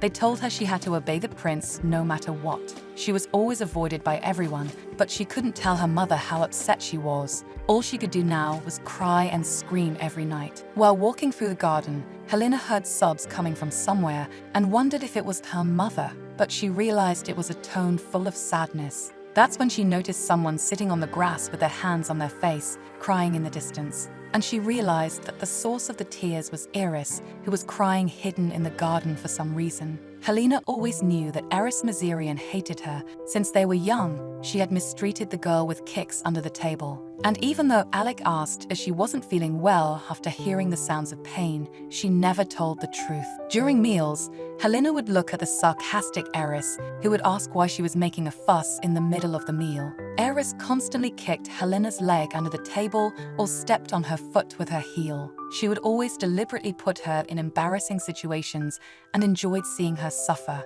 She knew that since Helena was a commoner, she couldn't do anything to defend herself. The bullying only got worse as time passed, and one day Helena ran to tell her mother that she had received an invitation from the prince to a tea party. Smiling because she would be sitting at the same table as Jason and Eris, Helena always imagined that Eris was irritated by the idea of inviting a commoner to the party. So, Eris locked the girl in a closet, where she banged on the door and begged to be let out. But Eris refused, saying she needed to learn her place and not call her by her first name. She asked if Helena thought she was a noble just because Alec was nice to her. Since her family was accused of treason, she was nothing more than a commoner. Even after hearing this, Helena stammered that it was an order from the prince, and she couldn't just refuse it, but Eris responded that she didn't care about her made-up excuses. To her, it didn't matter if Helena claimed to be sick or broke her own legs. She should keep in mind that Eris would never let her cross the line so easily next time. Eris's threats made Helena cry, unable to do anything to defend herself. Inside the closet, she curled up crying and scared because everything was so dark and she just wanted to get out of there. As she begged to be let out, that's when the prince suddenly opened the door after searching for her for so long. Alec helped her out even though Helena was expressionless, listening to his questions about who did this to her and if she was okay because he would make sure to punish whoever did it. Amidst his shouts and her silence, Eris jumped in to hug Helena, saying she was relieved because she had no idea how worried she had been about her. Even though Helena called her Lady, Eris insisted on being called by her name because they were friends, after all, and everyone was watching. Eris's sinister smile widened as she reminded Helena not to forget what she had said earlier, all while pretending to be innocent. At that moment, Helena couldn't help but hate her a little, and from that day on, she became claustrophobic. She wondered why she made Eris attack her that way, even though she was someone who always tried her best. Receiving praise for winning poetry contests, putting in triple the effort of anyone else to be the best. When Alec heard the words of praise, he questioned whether everyone would really make a fuss over that considering who her parents were. The prince was always cold to Eris, reminding everyone that she was the daughter of a cunning marquis, and it was natural for her to make up such things. He was always cruel to Eris, and the more he treated her that way, the harder she seemed to try. Maybe that was why she wanted to become the best at everything, which made Helena think that if she hadn't been called by Alec that day and stumbled upon Eris crying in the garden, she would have continued to hate her just the same as before, even after seeing the girl crying alone. She decided to turn away and leave because Eris wouldn't want anyone to discover this. That's when the prince shouted Helena's name. He approached her, smiling because he wanted to come out to greet her, worrying Helena because he might see Eris crying, so she decided to go to him. She didn't want to let the prince see Eris crying like that and greeted the prince as usual. A little later, Eris herself approached to greet Alec and also Helena, seeming perfectly normal while asking them to walk together. This made Helena wonder how Eris could keep acting so well, and deep down, they never really understood each other. On that splendid summer day, Helena decided that she would forgive Eris for everything she had done since then. Several days had passed since Eris discovered where Father Mathias was, and she started researching this on the map. It was far away. If she could choose, she would have already gone to Bonicio and met with Father Mathias right away. But being in the middle of nowhere, Marcus Mazirian wouldn't allow any property nearby, which means she couldn't even say she wanted to go there to relax, and she wonders what excuse she could use without sounding suspicious. Emma approaches, asking if Eris was planning to go on vacation, and comments that the new magic train would open to the public soon. She had heard it was very fast and could carry many people. Apparently, it was a train built through magical engineering. The construction of the railway was quite controversial because of the astronomical cost, but they would open the lines at the end of the month. Eris responds that it was probably slower than a carriage, but the maid says it was much faster because horses needed to rest on long trips. That's why she was sure the train would be at least 3 times faster than a carriage, which was good for the protagonist. Because she wouldn't have to worry about time, she now had a new task for Anakin. While Emma says that the tailor has arrived to make the final adjustments to the coming-of-age ceremony dress, the protagonist smiles and lets the tailor in, excited because one of the most important events in the novel would happen the next day, Iris's coming of age.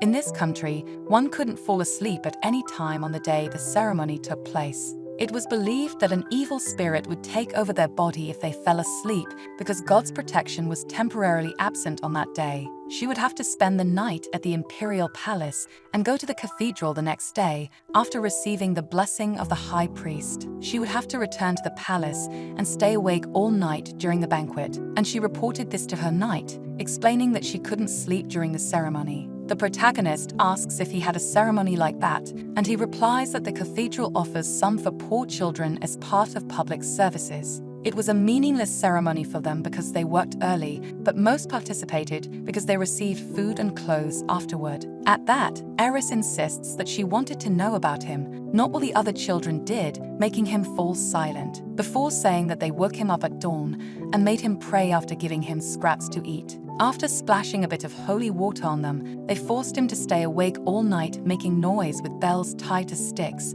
without any feast. Eris thinks they should have had enough funds to hold a banquet since it was at the cathedral. Probably someone pocketed the money. Still, Anak says the important thing was that he got clothes and food. The protagonist argues that if they had given money, people would have stolen from the children. And Anak responds that there were still many adults who took things from the children and sold them anyway. But luckily, he sold the things himself before anyone could take them from him. So Eris asks if there was anything he wanted so much that he would sell his clothes for it. After a long silence, he reveals that he wanted a real sword instead of a bad one made of tree branches. He wanted a sturdy one with a real blade. At night, her knight helped her down from the carriage, and Eris asks if he would like her to buy a good sword for him. And he replies that he would appreciate the offer, but it was better to use the one he was used to in order to protect someone. Walking ahead, the protagonist agrees and says that her maids woke her up at dawn, so she would go to sleep now. While walking, Eris notices that he always walks 3 steps behind her, the correct distance to keep from the person he has to protect, which was perfect. Time passes, and the coming-of-age ceremony takes place at the elegant cathedral, where Hubris and Iris, dressed for the ceremony, meet again. Everyone wears a veil during the coming-of-age ceremony in the Empire because it is said to prevent their sins from escaping. First, the high priest pours holy water on the veil to purify them of their sins, which is uncomfortable for Eris. After that, the veil is removed, and a fragrant balm is applied to their eyelids and lips to bless them with a life free of sin. The protagonist stands still as Hubris looks at her after removing the veil, and she is confused because he just stares at her and doesn't take the balm. When he touches her face, the protagonist whispers that he forgot the balm, which makes him nervous. This confuses Eris because it wasn't the first time Hubris had performed that ritual, so she closes her eyes to let him apply the balm to her eyes. But again, he hesitates to apply the balm to her lips, making her stare at him in confusion once more, not understanding his reaction. When he continued hesitating, the protagonist grew tired of waiting and leaned forward on her own to touch her lips to his thumb. After that, she asks if he is finished, to which Hubris stammers that he is, so she tells Anakin to come with her because they had a long way ahead. Thus, Eris descends, holding her knight's hand, while Hubris still watches them in silence, unable to believe it. Meanwhile, Eris walks away, feeling that this coming-of-age ceremony was a big headache and just wanted it to end. In the distance, she ends up seeing Helena walking down the corridor, looking completely unaware of the situation she was about to get herself into. But maybe she would learn a lesson from this and be more alert from now on. It's not as if Eris could warn her about what was going to happen anyway. When the protagonist met with her maids saying they were ready for her, she was confused because they all showed up suddenly. and she wonders how she could worry about someone else when she already had enough to worry about herself. Outside, Alec mentions that he would be nearby until the ceremony was over, closing the door and ignoring Eris' requests to wait. At this, the maids ask her to follow them because there wasn't much time, and they even get excited because they learned a new way to tie the corset. Although Eris says she doesn't like corsets, they insist that there was nothing she could do about it. A little later, Emma was delighted with how beautiful her lady looked, and soon the maids tell her to go because they were waiting for her. The protagonist didn't know if all those accessories and extras were necessary, even if at least they could get rid of the corset. Now, everyone was praising her because she was undeniably beautiful in that green dress with accessories matching her eyes. But all this effort and space to get ready was a huge waste of time. What was the point of dressing like this when the prince didn't even care? When they finish, Eris decides they should go, which surprises the maids because Alec hadn't arrived yet. With a sarcastic smile, Eris replies that he wouldn't come, thinking he would certainly just escort Helena. Judging by the faces of the people around, some of the servants must have been quite aware of what was happening. It seemed she would find out who else was behind this incident when she got to the banquet, but Eris didn't falter at all. People whisper and wonder why Eris was alone and where Alec was. It seemed she planned to make an entrance without her fiancé. As she walked, the protagonist looked to the side and spotted Jason, extending her hand and asking if he could accompany her. That caught him completely by surprise, and Eris knew he must be thinking she had finally gone mad with this request. Even though the day should be about Eris, it was practically just an engagement party for her and the crown prince. Because of this, he becomes nervous, but no knight could refuse the request of a lady who has come of age. So he takes her hand, and thus the arrival of the daughter of Marquis Mazirian and the crown prince's fiancé is announced. In the hall, everyone watches the couple enter,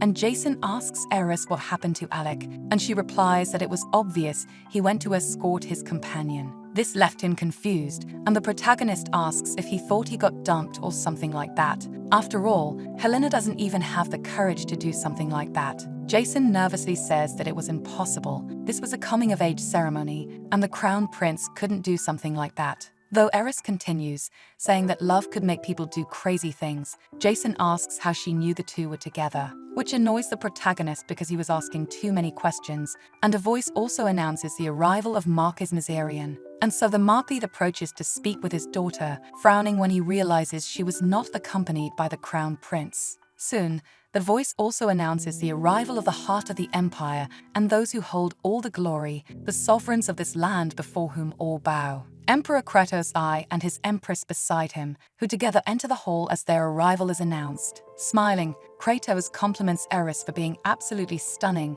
and says he is almost blinded by such beauty. Jason and Eris bow to greet the imperial family, and the protagonist salutes them, saying she is immensely grateful that they prepared this event for her, and with the honor that was bestowed upon her, she would strive to improve her inner self more than her outer self and seek sincerity over vanity. This draws a satisfied response from the emperor because those words prove the kind of person she wished to become. However, he notices that someone seems to be missing by her side and asks where the crown prince is, creating a tense atmosphere in the hall. Shortly after, the arrival of the knight who protects the imperial palace, Prince Alec, and Helena is announced. A powerful silence falls over the hall, like the calm before a storm that could erupt at any moment as things unfolded. The crown prince attended his fiancée's coming-of-age ceremony with another woman. Not only that, but he had Helena wear the same dress as his fiancée. There was no debut because Helena was the female protagonist of this story, and although Eris was dazzling, her beauty was incomparable. When the two girls saw each other, Helena's eyes widened as she finally realized their dresses were identical. She started stuttering that she needed to change, desperately shouting that she wanted to change and asking the prince to let her go, but he insisted she stay and not back down. But Eris intervenes, saying she could indeed go and change, and so Helena slaps Alec's hand and runs off, ignoring his calls. Furious, the crown prince glares at the protagonist, But even before the Emperor could ask what this meant, Eris interrupts, saying that even though she was sure he had something to say to Alec, she would like to have a word with him first, so she asked for the Emperor's permission. After a moment, Kratos agrees to give them space, and the Empress looks away instead of saying anything against or in favor of the decision. Helena's dress was a backup in case hers was damaged. Getting that dress from the tailor was impossible, and the Empress's involvement was obvious. This was proof that they not only favored Helena, but also despised Eris, so she herself asks to be excused to speak with Alec. The two go outside the hall under the starry night, and the protagonist begins by asking if the prince hated her. And if he truly despised her to the point of wanting to see her suffer, that must be why he looked at her as soon as he entered the banquet to see how she would react to Helena. Alec hesitates, and Eris interrupts, saying there was nothing in this world she wanted more than to die. She was someone who wasn't afraid of death, so he shouldn't even think that childish tricks like this could work against her. In fact, for Eris, it seemed almost hilarious to see him trying so hard, and after saying this, she turns around and leaves, leaving the prince behind. When the protagonist stepped out, she noticed that Jason was there, and she wonders what that idiot was doing there instead of going after Helena. Then Eris herself asks why he didn't go after Helena, because even if Alec had stolen his partner, he was the one who invited her to the event. Therefore, he was also responsible for what happened that day, and she whispers this offhandedly with a smile. Originally, Eris was supposed to arrive late at the banquet and collapse after seeing Helena wearing the same dress. But the story changed since she arrived at the banquet a little earlier than usual. She had no intention of becoming a victim of this tragic love story, nor does she want to entertain the people who expected to see Eris have an outburst, and she herself would have liked to see a spin-off focused only on Eris's character. To be able to understand her jealousy of Helena and her love for the crown prince, but even now, becoming her, she still wasn't able to understand her. No one in this world knows the real Eris, and that's what she was reflecting on as she returned to the party hall, where her father and the Emperor saw her approaching, and Kratos asks if she had a good conversation with the prince. And Eris agrees, knowing that he was being cautious with the subject because he feared she would ask to cancel the engagement. The Marquis mentions that judging by her relieved expression, it seemed that the misunderstanding had been resolved. It was obvious he wouldn't act in a way that would tarnish his daughter's honor. What happened that day wouldn't even be considered scandalous, because polygamy was allowed in the imperial family. In fact, if Eris were childish, they would make Helena a royal concubine without a second thought. The only way out of this was for the crown prince to ask to break off his engagement. It was a great cowardice. If he wanted to act, he should have let hell continue. That's when the Emperor asked the protagonist if she remembered their previous conversation. And Eris replies that she didn't feel any envy, and he agrees that there was no reason for that, praising the Marquis for raising her very wisely. Now, the protagonist feels a lot of pity for the original Eris, because this world really had no place for her. A little later, she went out to the garden alone, thinking they wouldn't cancel the engagement even after all this drama. It was as if this world was encouraging her to create an even bigger mess, and that's when she tried to remember exactly what happened next in the story. Originally, it was Eris who left the banquet, but now she was confused because the situation had become completely different. That's when the protagonist noticed someone crying under the starry sky, and that person was none other than Helena. This makes Eris wonder why she kept running away only to stop there, and Helena herself is startled, looking in her direction. Quickly getting up, she stammers an apology because she really had no idea, wiping her tears because she didn't even know about the dress. While watching her cry, the protagonist remains impassive as Helena apologizes, saying she knew she shouldn't be crying and promises to stop now. Despite this, the one who brought her to this coming-of-age party, the one who guided her to wear that dress, didn't even offer her an excuse. Helena was the most defenseless one there, and apologizing was just second nature to her. The protagonist was mistaken in thinking she would always be happy. The mere fact that there could be marks on her hands didn't mean there weren't wounds in her heart. In light of this, Eris says she could go ahead and keep crying because, despite still hating Helena Antebellum, she didn't mind letting her cry and vent if that was what she wanted, and she hoped that she would feel better with those words. Sitting on another bench, some distance away, the protagonist asks Anakin to bring her some wine, which makes her sigh because, as expected, he was indeed there. She asks if he brought the snacks because he wanted to eat them himself, and he denies it, saying he only got them because Eris hadn't eaten anything yet. So he asks if he should bring some more for her to eat, but she replies that these were enough, and she is curious why he didn't bring a glass for himself, to which Anak says he wouldn't drink alcohol while on duty. When Eris asks if he couldn't drink even if it were an order,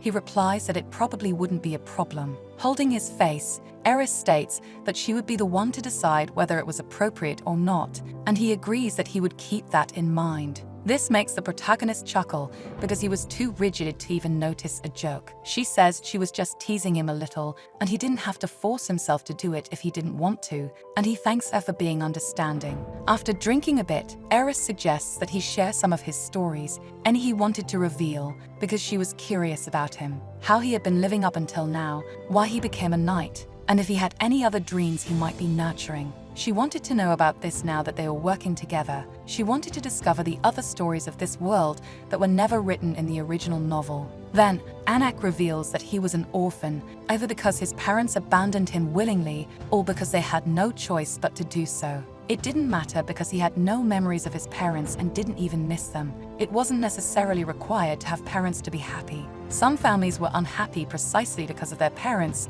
so Anak grew up in an orphanage and left it when he was old enough to earn money as a beggar. After that, he ended up meeting the child that Eris also met in the city, which made the protagonist curious to know her name as well. He says that child hated his own name, but Anak told him he would give him a new one, though she could ask him next time they met. Then, Eris asks if he had other dreams besides being a knight, and he replies that he wasn't educated and was incapable of doing jobs that required the mind. After all, he had merely learned how to write. Besides that, he was thinking of becoming a mercenary, but he wasn't sure about it since he wasn't particularly good at anything. The protagonist could understand that he came from a tough life. It must have been difficult for him to make friends with the people who lived with him in the slums. Anak says that if it hadn't been for Eris, he probably would have become a mercenary, and she responds that he did have the vibe of a mercenary, which surprised him. He was a solitary vagabond, a wandering knight who helped people just for the sake of survival.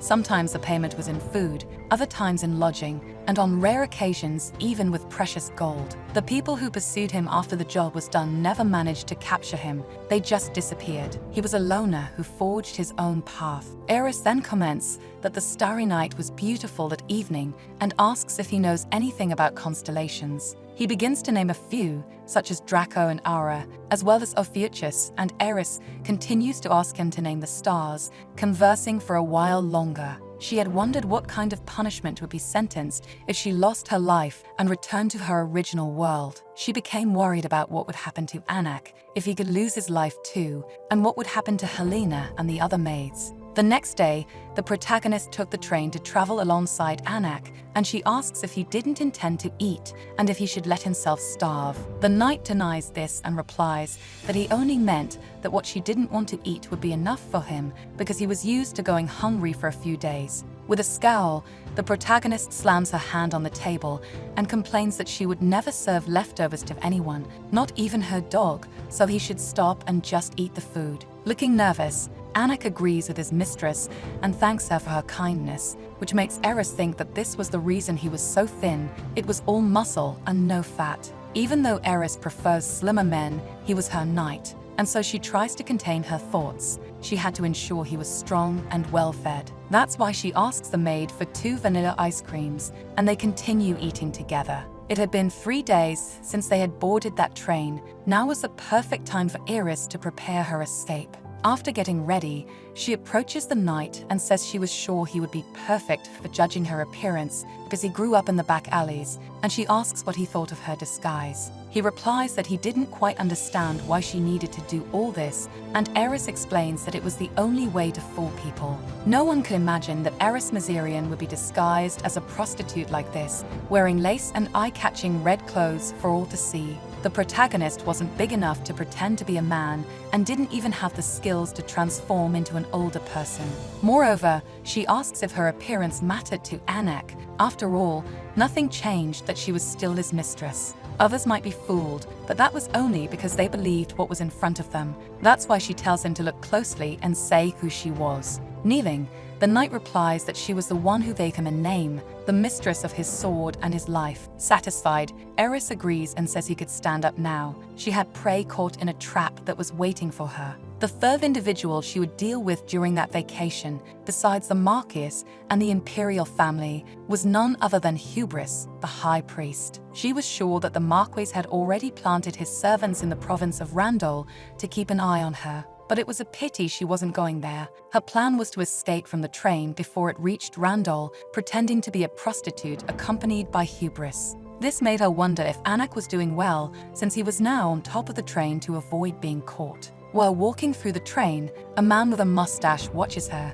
and Eris knew he was one of the Marquis' spies. When she notices his gaze, she wonders if he recognized her, but it was unlikely that he would assume it was her at first. However, it worries her because, as she walked, she noticed that the man with the mustache began to follow her inside the train. However, she was worried because, as she walked, she noticed that the man with the mustache had begun to follow her inside the train. This made her take a deep breath to calm herself down, and she whispered for Anak to go quickly to the second-class cabin. Eris knew Anak could probably hear her voice, but she couldn't hear his, so there was no way to know if he heard her or not. This made her even more tense because she felt the man was gradually getting closer to her, but she couldn't allow herself to be caught. So, when the man reached out his hand, she grabbed her dress and quickened her pace in a way that surprised him. While running, Eris thought she should find a place to hide and quickly opened the cabin door, finding Anakin waiting by the window. He asked if someone was following her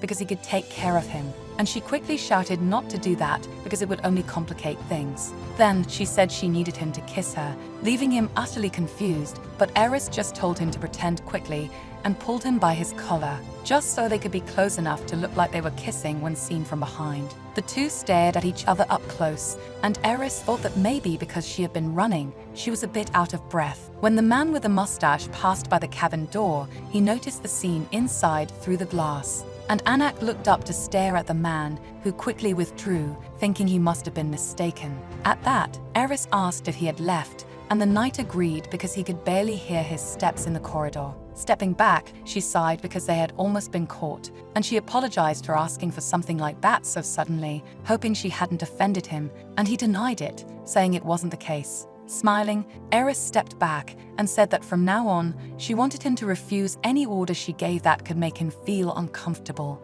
And if she ever did anything that offended him, he shouldn't forgive her for it, even though she knew Anakin would never refuse to obey her orders. She still wanted to keep some distance between them because she was planning to commit some crimes from now on, and he would dirty his hands because of her. Walking, Eris stopped right where Hubris's cabin was and opened the door, making his eyes widen in surprise upon seeing her. He stood up and asked why she was dressed that way, to which Eris asked if he was more curious about her outfit than the reason she was there to see him. She decided to sit there to rest her feet a bit before they left the train, which confused him since they would be leaving together. And Eris mentioned that he was on his way to meet with Priest Matthias, so he should take her with him. Earlier, the protagonist had asked Anak to have the girl from her house deliver a message to the high priest, to tell him that Priest Matthias was in critical condition. And back in the present, Hubris questioned if Eris didn't intend to go to the province of Randol. Smiling, she replied that that's what she made everyone believe,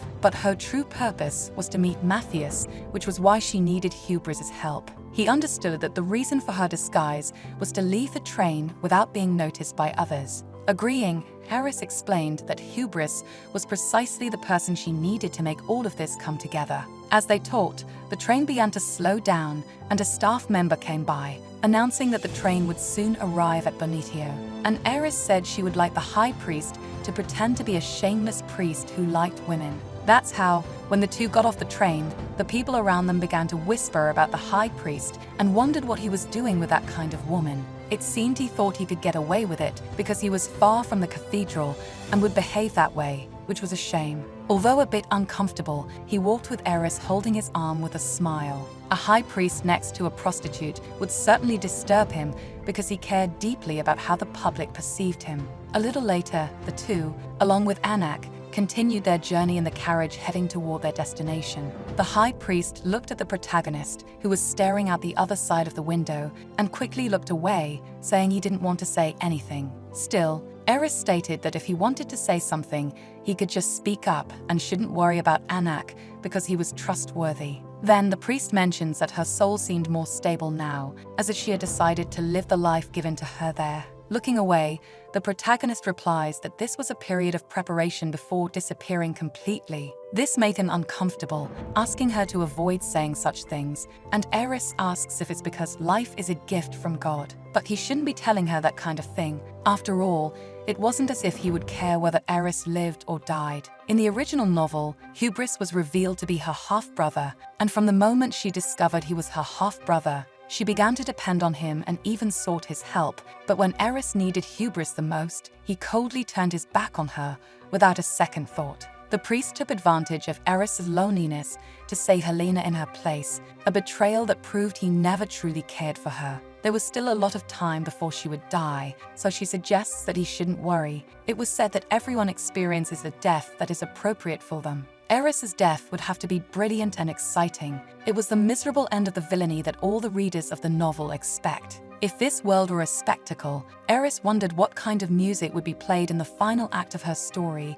and what people's reactions to this end would be. A little later, the group arrived at a small house in the forest where a gentle-looking old man greeted them. Surprised that Hubris came to visit him when he should have been in the royal capital at this hour, to which Hubris hesitated before replying that he was happy his father was well. Next to him, Eris smiled as she introduced herself to Matthias, apologizing for coming without prior notice, but stating there was something she would like to ask. Matthias was surprised because the protagonist asked to be referred to only as Eris or a stranger. It didn't really matter. She was sure that the old man could see her soul as well, so there was no point in hiding anything. After a moment, Matthias invited them in because he understood they had much to discuss. Upon entering, the protagonist noticed that it was quite a modest house for a former high priest. Everyone sat down as he served tea, and Hubris asked if it was Eris who had sent the child to deliver that earlier message, making her smile because he had only realized it now,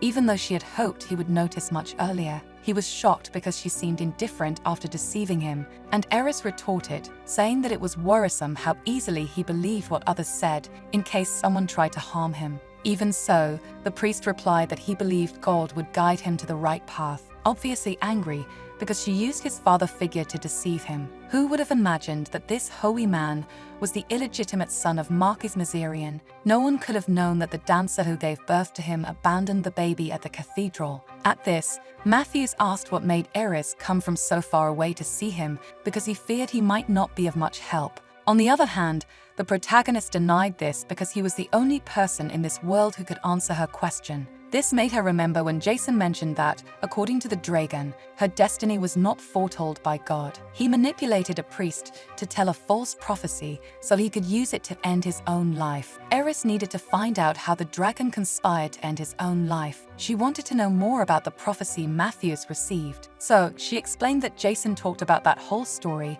going against the principle of causality and manipulating the prophecy. And she questioned if he really had no idea that the voice he heard wasn't truly God's. That caught him by surprise, making Matthias smile and reply that he didn't know, but when he realized something was wrong, it was too late. This made her question if he remembered the content of the prophecy, but it was impossible for him to have forgotten it. He remembered every word. He reported that the child born on the 9th day of the 3rd moon was to kill the dragon that had gone mad. Only that child could defeat it. Therefore, on the day the mad dragon takes its last breath, everything would return to its rightful place. The protagonist asked what its rightful place was supposed to mean, and Matthias replied he wasn't sure and didn't think a fool like him could understand it. She questioned if he had received another prophecy, and he denied that such a thing existed because prophecies were not made by God in the first place. Matthias became a high priest and received the greatest honor for being the only person to have the gift of prophecy.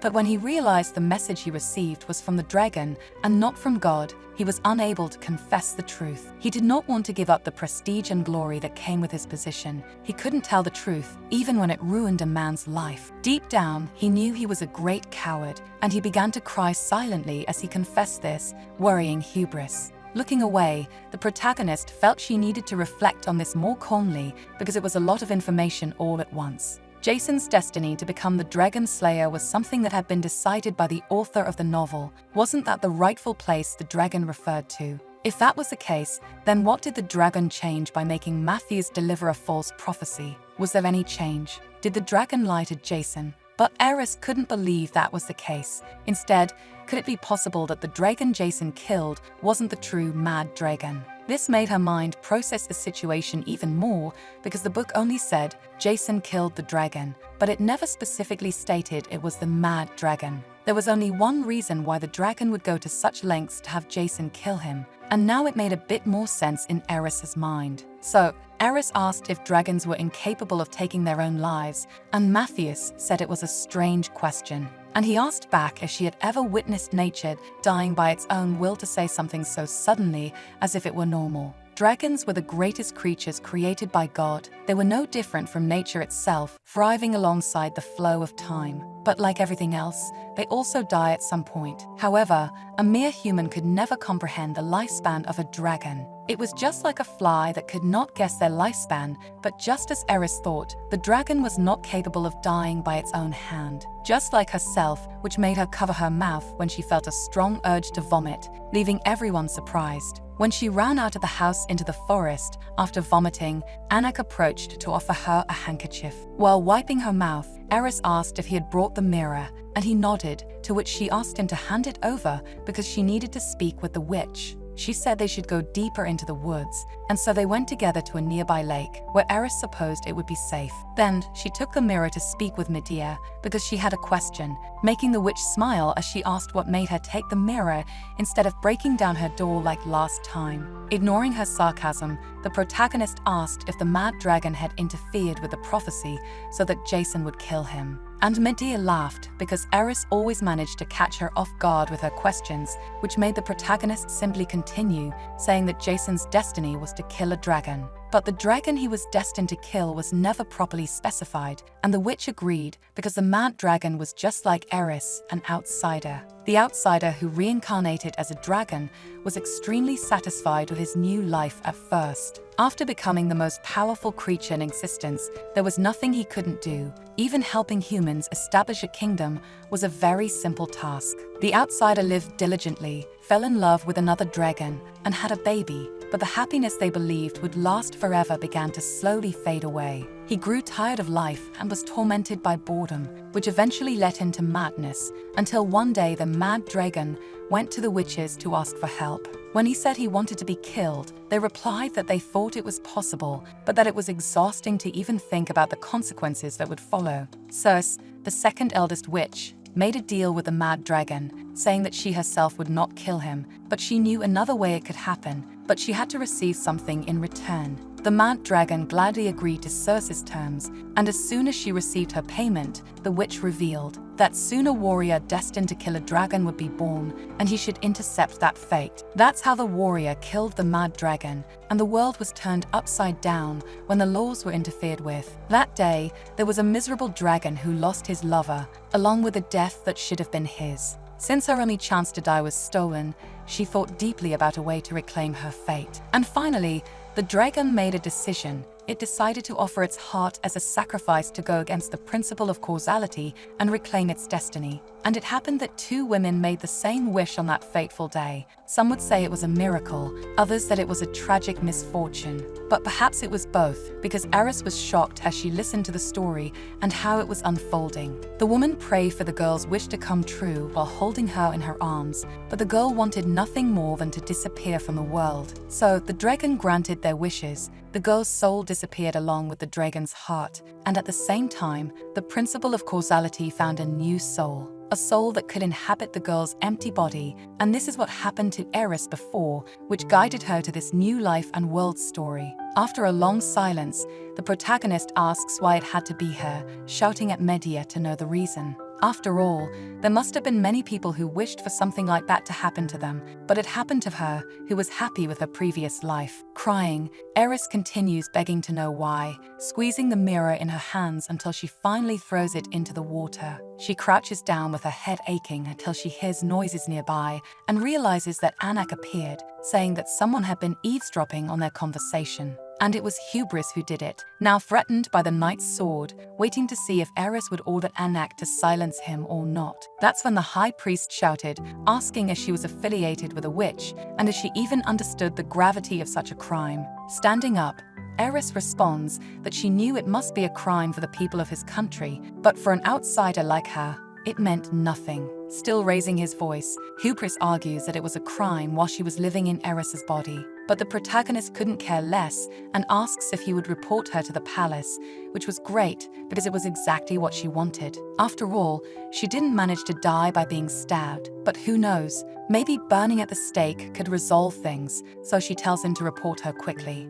Ignoring the high priest's plea, Eris orders Anak to release him because he couldn't report her if he continued to hold him. After a moment, he lowers his sword and sheaths it until suddenly, Eris grabs his sword and throws it in front of Hubris, suggesting he spare himself the trouble because high priests have the authority to take immediate action against criminals. And she says he could take her life with that sword. After all, a person connected to a witch was also considered a witch. Previously, that was the threat Hubris used to intimidate Eris in the original novel, even knowing she wasn't truly a witch. And being aware that she was his younger sister, he insulted her and said she had dirty blood. But if Hubris was really feeling pity for her at that moment, it was only because she had not yet become the woman who torments the precious Helena. To Eris, it couldn't be worse because he was really so superficial, so she approaches and says if he doesn't cut off her head right now, then at least he should pretend he knew nothing about her, which includes the fact that she was conspiring with a witch. After all, she would be dying soon, but she promises it wouldn't be in front of him, at least sparing him from that sight. That makes Hubris cry, questioning why she always says these things, because he wasn't acting like this out of fear of her being an outsider or a witch. The truth was that Eris's sadness disturbed him, so he asks her to tell him what she would like him to do because he would like to seek her forgiveness, not her anger, much less her death. Wiping a tear from his face, Eris responds that he shouldn't pity her because it really annoyed her. Then, Anak grabs his sword and knocks the high priest out, hearing from his mistress that he should drop him in front of the cottage. They would pass through Randol on their way back to the capital because she had heard everything she needed to hear and should leave before people became suspicious. The knight says he would go fetch the carriage while Eris waited there, and carrying Hubris, he promises to return as quickly as possible. After he left, the protagonist sat by the lake, knowing she should be trying to remember what happens later in the story. But she couldn't find the will to do anything because none of this made any sense within her circle of thoughts and actions in that world. She would probably just continue living like a puppet inside Eris's body until the day she was destined to die. She had been able to change her life through her efforts in her original world. If she couldn't change things that were predetermined, it was better to do nothing at all. When Anak returned, Eris was almost startled because he came back so quickly, and he explained that it was because he was worried. This surprised her, and the knight said he was afraid she would disappear and leave him behind. After a moment, he revealed that he was curious about Eris. He wanted to know what kind of life she had and what kind of life she would like to live, apologizing for his curiosity. That was why Anak was afraid he wouldn't have the chance to know the real person inside Eris. That man probably falls in love with Eris Miserian. It would have been nice if the protagonist could read about him in the novel along with the other characters. Then she motioned for him to come closer to take her because she didn't want to talk about it now, so he just carried her in his arms. She felt that Anak's heartbeat wasn't that of a person in love, it was just an act of kindness, nothing born out of love. Later, on their journey back, the protagonist explained that the world she came from was much more advanced than this empire. Freedom of religion was guaranteed to all citizens, and although they didn't have magical engineering, they had something called science. They didn't have a caste system, so there were no kings or aristocrats, and citizens chose the country's leader every 5 years. Anak asked how they distinguished a person's class if there was no caste system, and Eris replied that it was similar to this world. Class was related to wealth. Those who were rich had more power and authority than the others. Unlike Eris, the protagonist confessed that she was poor and lived an average life in that world. They were a family of 4, her parents and her younger brother. She was tired and fed up with her family, but thinking about it now, They were a happy family most of the time. The knight was curious to know why she didn't like her own family, and she said she always thought her parents favored her brother, which was true. She used to always blame herself and believe she wasn't loved because she was a bad child who made mistakes and didn't deserve attention for this reason. Living in poverty forced her to mature more quickly than her peers, perhaps because she wanted to be praised. But the more mature she acted, the more it was expected of her. And that's why Eris says that no matter who or where they are, no child likes to be treated differently. That's why she would never forgive her parents, but although she resented them, she believed she could still miss them. She wanted to get back everything she had lost, and when she saw them again, she wanted to confront them about how they treated her in the past. This made Anak smile as he understood her point of view, and it didn't take long for them to reach their destination, a small inn, where the receptionist smiled and called them newlyweds because he could give them the best room. Eris started to deny that they were newlyweds, but Anak interrupted her, saying to give her the best room because he didn't care about his own room. In her room, after a bath, Eris felt tired from riding in the carriage all night, but Anakin seemed strangely fine. A little later, a maid appeared at the door to ask if she would like the bathwater to be cleaned, and the protagonist agreed. At that moment, she agreed because it was her first time in Randall, and she wanted to know some places she should visit. The girl agreed and said that Randall was famous for its lake, which was deeper and more beautiful than the seas. Their inn could even lend them a boat. She also mentioned that there was a night market happening these days with incredible sights, which caught the protagonist's attention. Meanwhile, Hubris awoke with Matthias beside him, saying he found him at the door and brought him inside. As he sat up, he remembered the conversation he had earlier with Eris and wondered why all the women he wanted to hold on to always tried to leave. Before having him, his mother was a promising young dancer who even changed her religion and gave birth to him amidst hardships, but ended up losing everything she had. When he asked about his father, his mother would get angry and break everything in the house because her life wouldn't have been ruined like that if she hadn't had the child. She threw it in Hubris's face that she wanted to die every day and that he was the one who ruined her life, and since then, he had always felt guilty. On nights, when he was tormented by nightmares, he would touch his mother's face to see if she was still warm. Always afraid that one day she would leave him, he wanted to take a burden off his mother's shoulders. That's why he told Matthias that he would follow him and become a priest. And in response, Matthias said that among all the believers, he was the most faithful. If he was truly determined, he could follow him. And although Hubris had decided to leave home to become a priest, when he returned to tell his mother, she was already gone, which had tormented him ever since. On the night before his departure, his mother took her own life. If only he had been by her side that night. If he had held her one more time, could things have been different? That's what he always wondered as he attended her funeral. If he had told her and asked if she was okay, and since Eris reminded him of his mother from the moment they met, could she have believed him? Eris's shattered soul seemed like his mother's, who was always hurt and worn, saddened and exhausted, in a way that hurt his own heart. He always questioned whether she could believe him if he said he was as desperate as she was. That night, he dreamed of his mother, and as always, she blamed him for everything while crying, as she always did in his painful memories.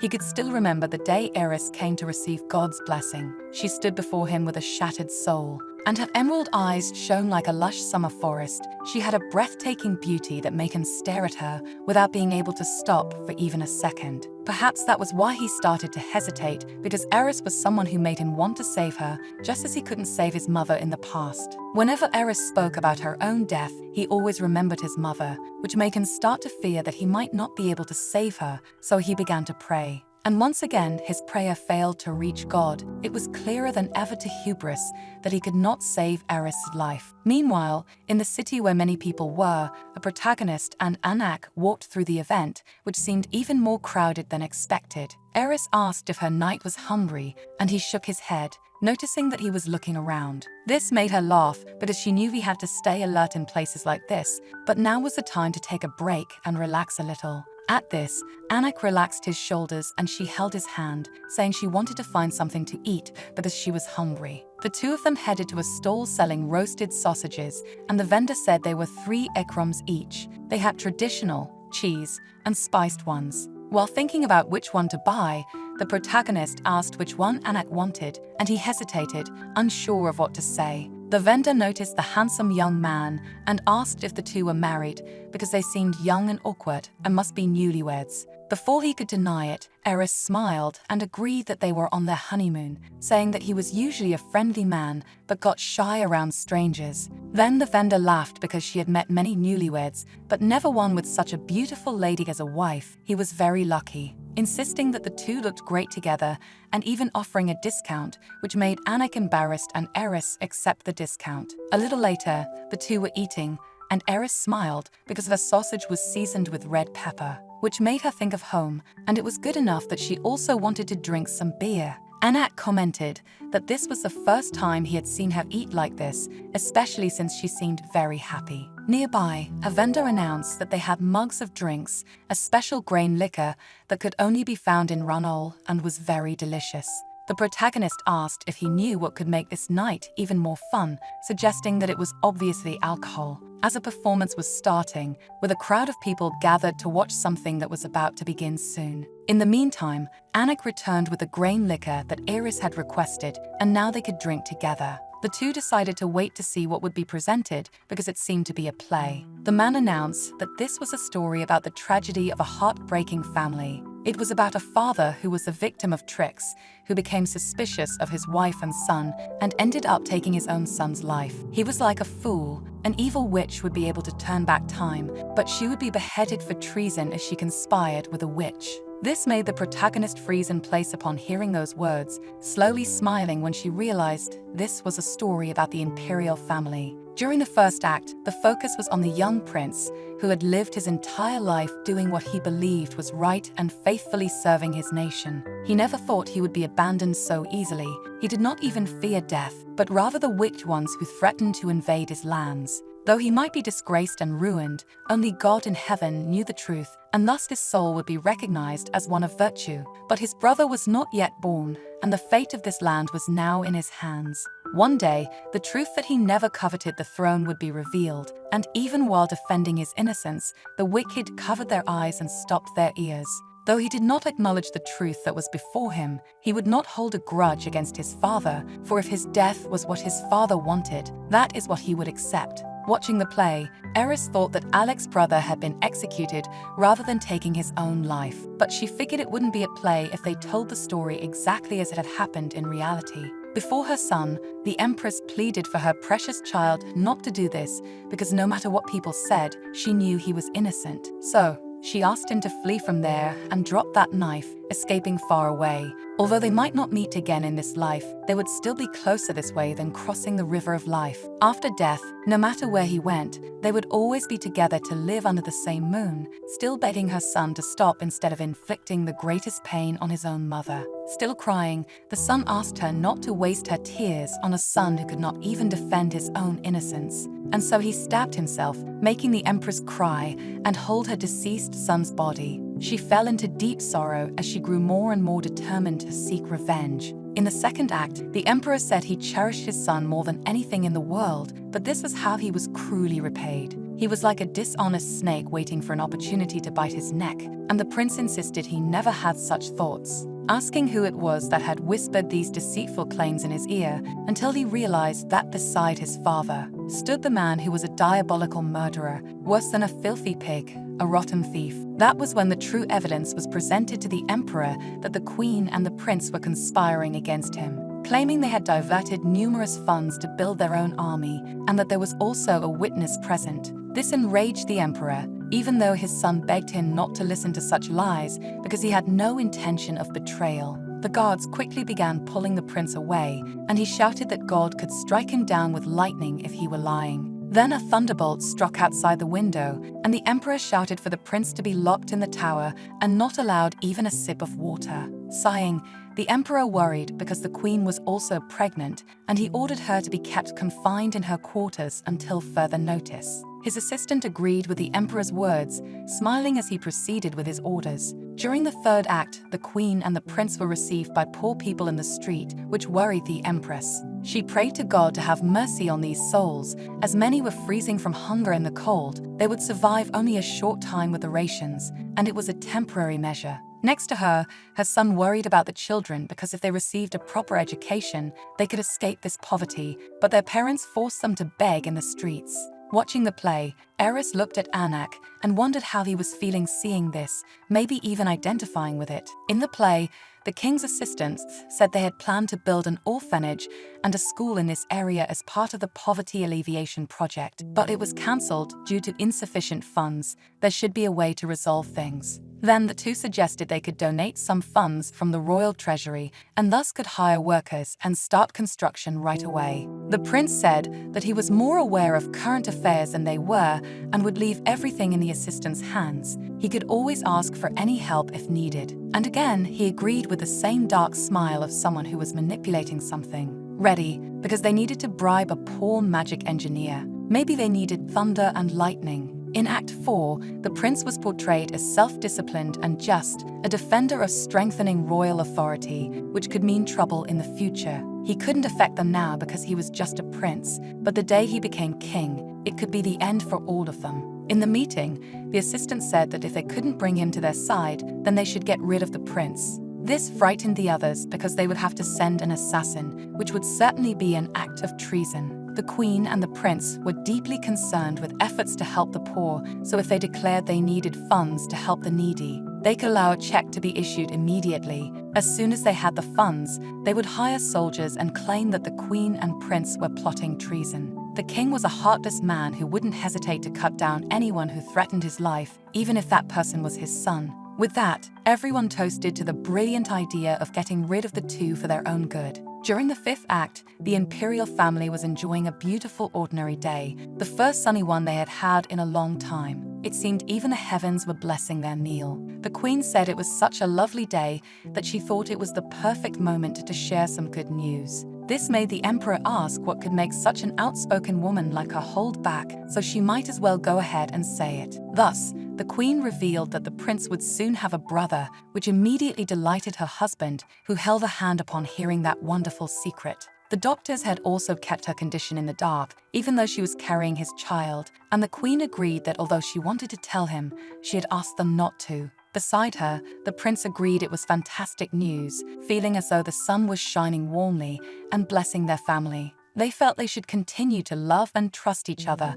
and would make a vow with the sun as their witness. Still watching the play, Eris looked at Anakin and asked what he would think if the world they were living in now was just a grand play, where everything was decided and he was merely acting according to his role, and perhaps he wasn't even the main character. He could even be a supporting character or nothing more than an extra, which made Anak start to reflect. The protagonist was surprised, but the idea didn't bother him, and he explained he wasn't sure, but what he knew was that he was living his life the best way he could. So, that was more than enough for him, and Eris insisted, asking if he would still think that way even if he wasn't the protagonist, even if he didn't receive the appreciation or attention he deserved, just because he was only a supporting character. In response, Anak said that a knight should never be the center of attention anyway. If that was what he wanted, he would have chosen a different job. With a sigh, Eris mentioned that he had no ambition or goals, which wasn't fun at all. Because it didn't even seem like it actually was, she thought he was just working hard in his own way.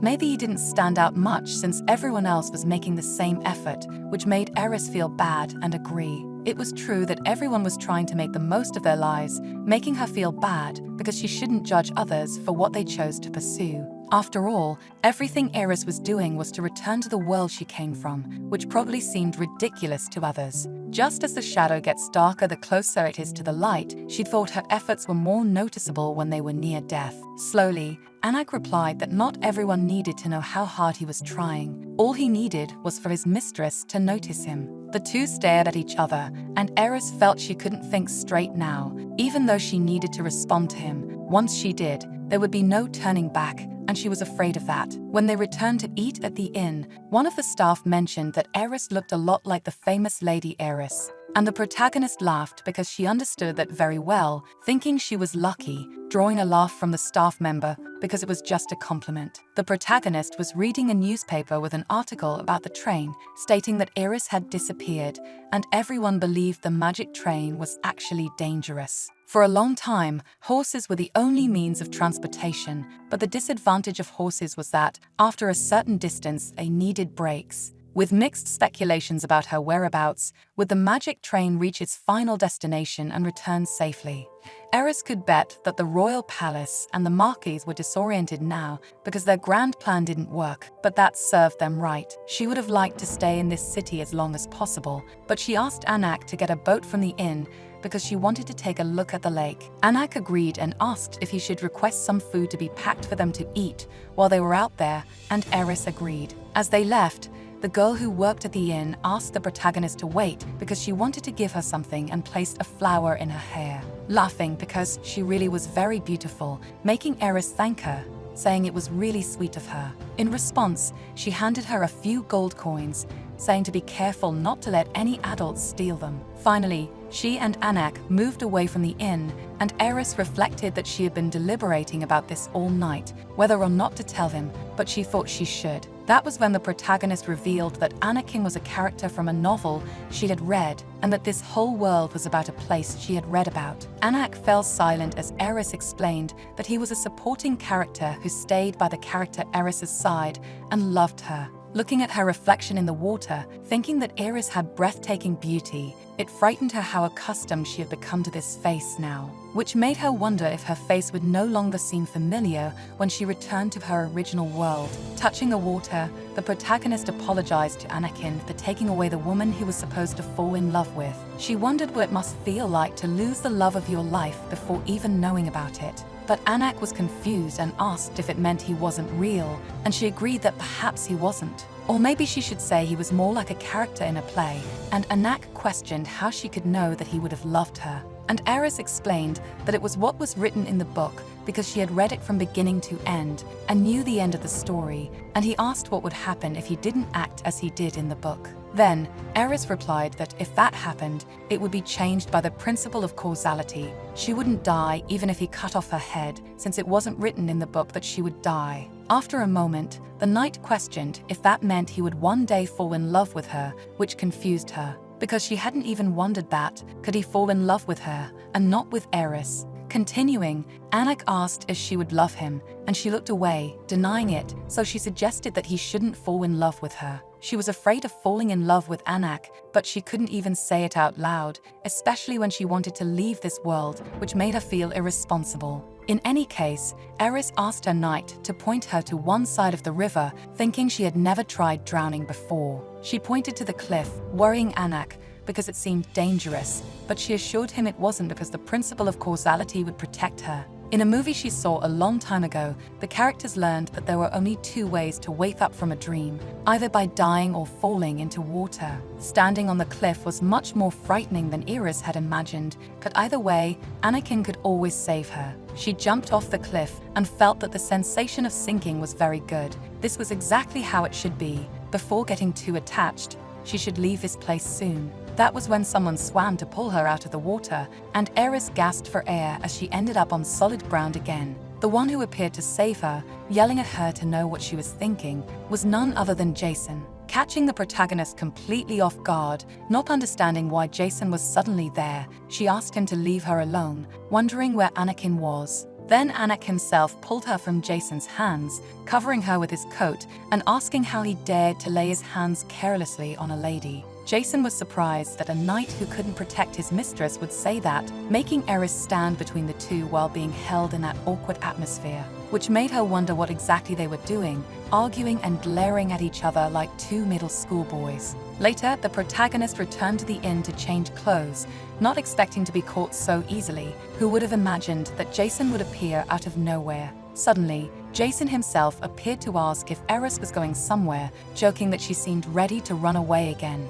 She questioned if he had been spying on her, and he replied that she had no idea about the amount of panic she caused in the capital, to the point that they were using her to promote the magic train after she disappeared. Although she hadn't reached the throne, she had her coming-of-age ceremony. Now this practically made her a member of the royal family, which surprised Eris, who hadn't imagined he had been so vehemently searching for her. The protagonist said she would stop by the souvenir shop before returning, but he could wait there since she would be back soon. That's when Jason mentioned he could go with her because her knight was still packing, and he knew a shop that carried gemstones, so he would go ahead. Sighing, Eris agreed that he could do as he pleased, and so the two of them headed to the shop where they were greeted. A saleswoman even asked if Eris would like to buy something, implying that Jason was her husband, and she denied it almost angrily while he smiled. The protagonist clarified that they weren't anything like that. She was just there to buy gifts for her servants and asked to see what they had. With a laugh, Jason was surprised because she corrected her so bluntly,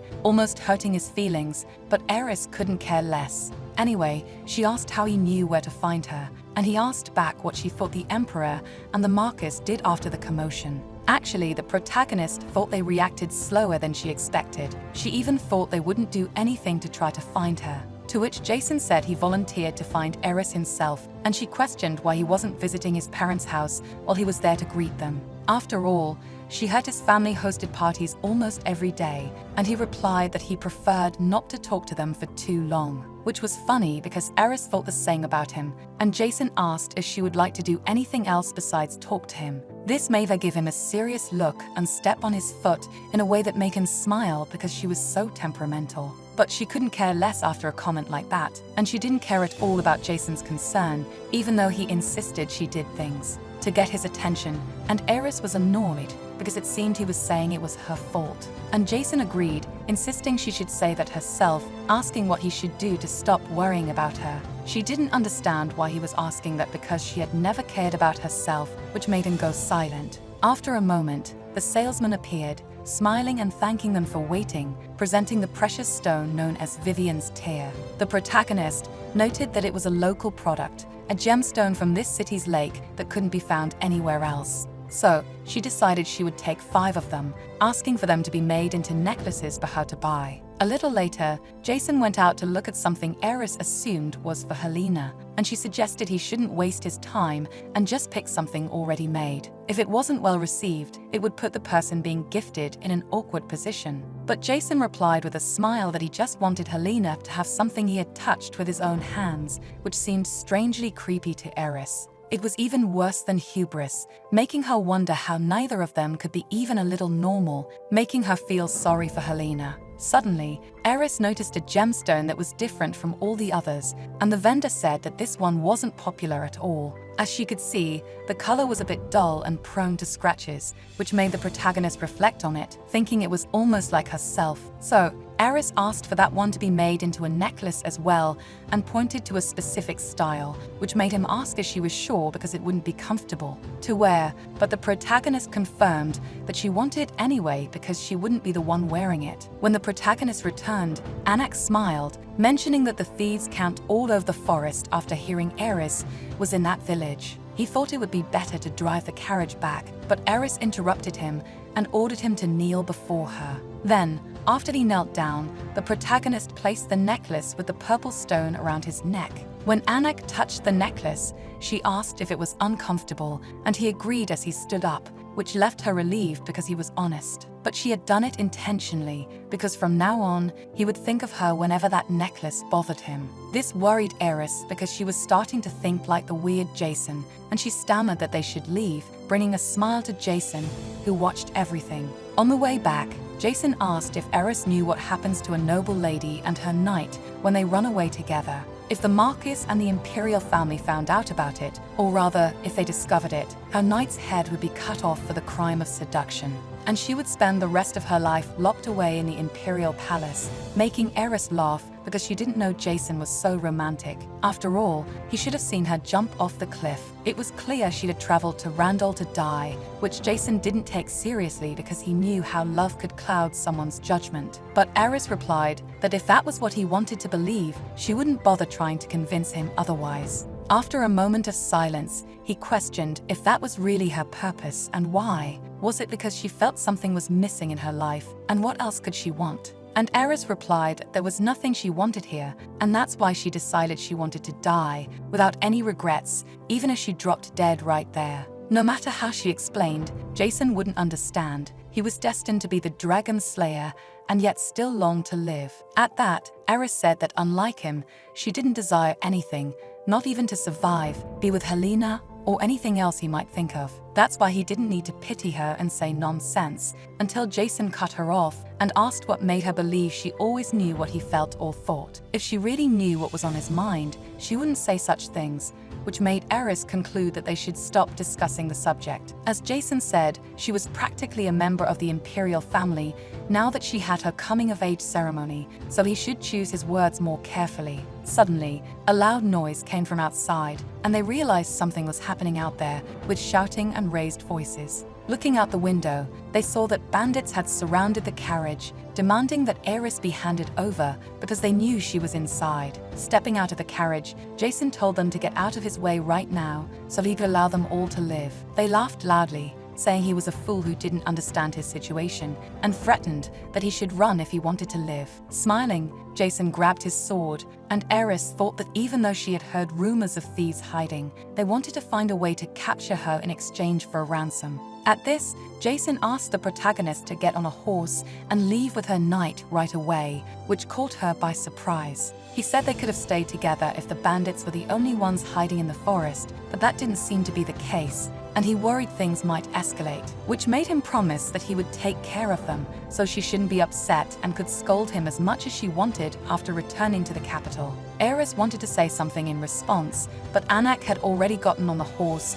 and extended his hand for his mistress to climb up as well. Before she could protest with an alternative, the knight pulled her by the hand anyway to sit on the horse in front of him, asking her to relax and lean against his chest to be a bit more comfortable, and nervously, Eris agreed to follow his instructions. As they rode away, with the horse running further away, she looked back in Jason's direction, who had unsheathed his sword to begin the fight. A little later, she asked how long it would take to reach the capital, and Anak replied that it would be another 2 days' journey to dock at their destination. This worried her because she didn't think her backside would remain intact by the time they got there, traveling only by horse for so many hours without stopping. Anak asked if he should pass through a village to buy a cushion, but she declined, saying she would be fine and there was no need to worry so much. Then he suggested he could tell a story so she wouldn't feel pain, and as she became curious, Anak looked away and said he didn't have to say anything if she didn't want him to. But Eris did want him to,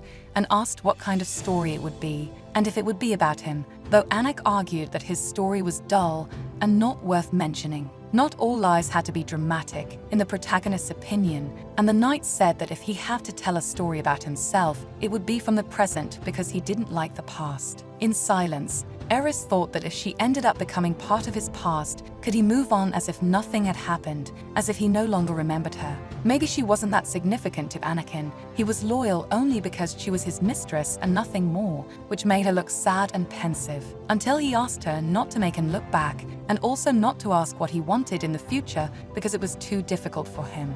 Anak wasn't smart enough to do many things at once and multitask, so he could only focus on one thing at a time as he lived his life. The two exchanged glances, and the protagonist slowly smiled after hearing those words, asking what he was focused on now. And he replied that he was focused on taking her back to the royal capital at that moment, which made Eris feel that she truly liked Anak. As selfish as she was, he took her side and didn't resent her for it, nor did he look at her differently because of her decisions or thoughts. Anak was always there for her. She would probably end up thinking about him for a long time, even after she returned to her original world at the end of everything. Therefore, Eris decided that as long as she remembered him, she hoped that Anak could continue to remember her too, as much as possible, even if they ended up separated. Much later, at the residence, a voice called out for Eris, coming from all the maids who were running to meet her at the entrance. They were worried to know where she had been all the time she was away, how she could disappear like that and leave them so worried for so long. The protagonist smiled and replied that she had brought gifts for all of them, so they didn't need to worry so much, and asked them to calm down. Then her father, the Marquis, also appeared to speak with her, instructing her to come and see him in his room and not to disturb him until further notice. A little later, the protagonist went to her father's study and approached, asking if there was something he wanted to say to her.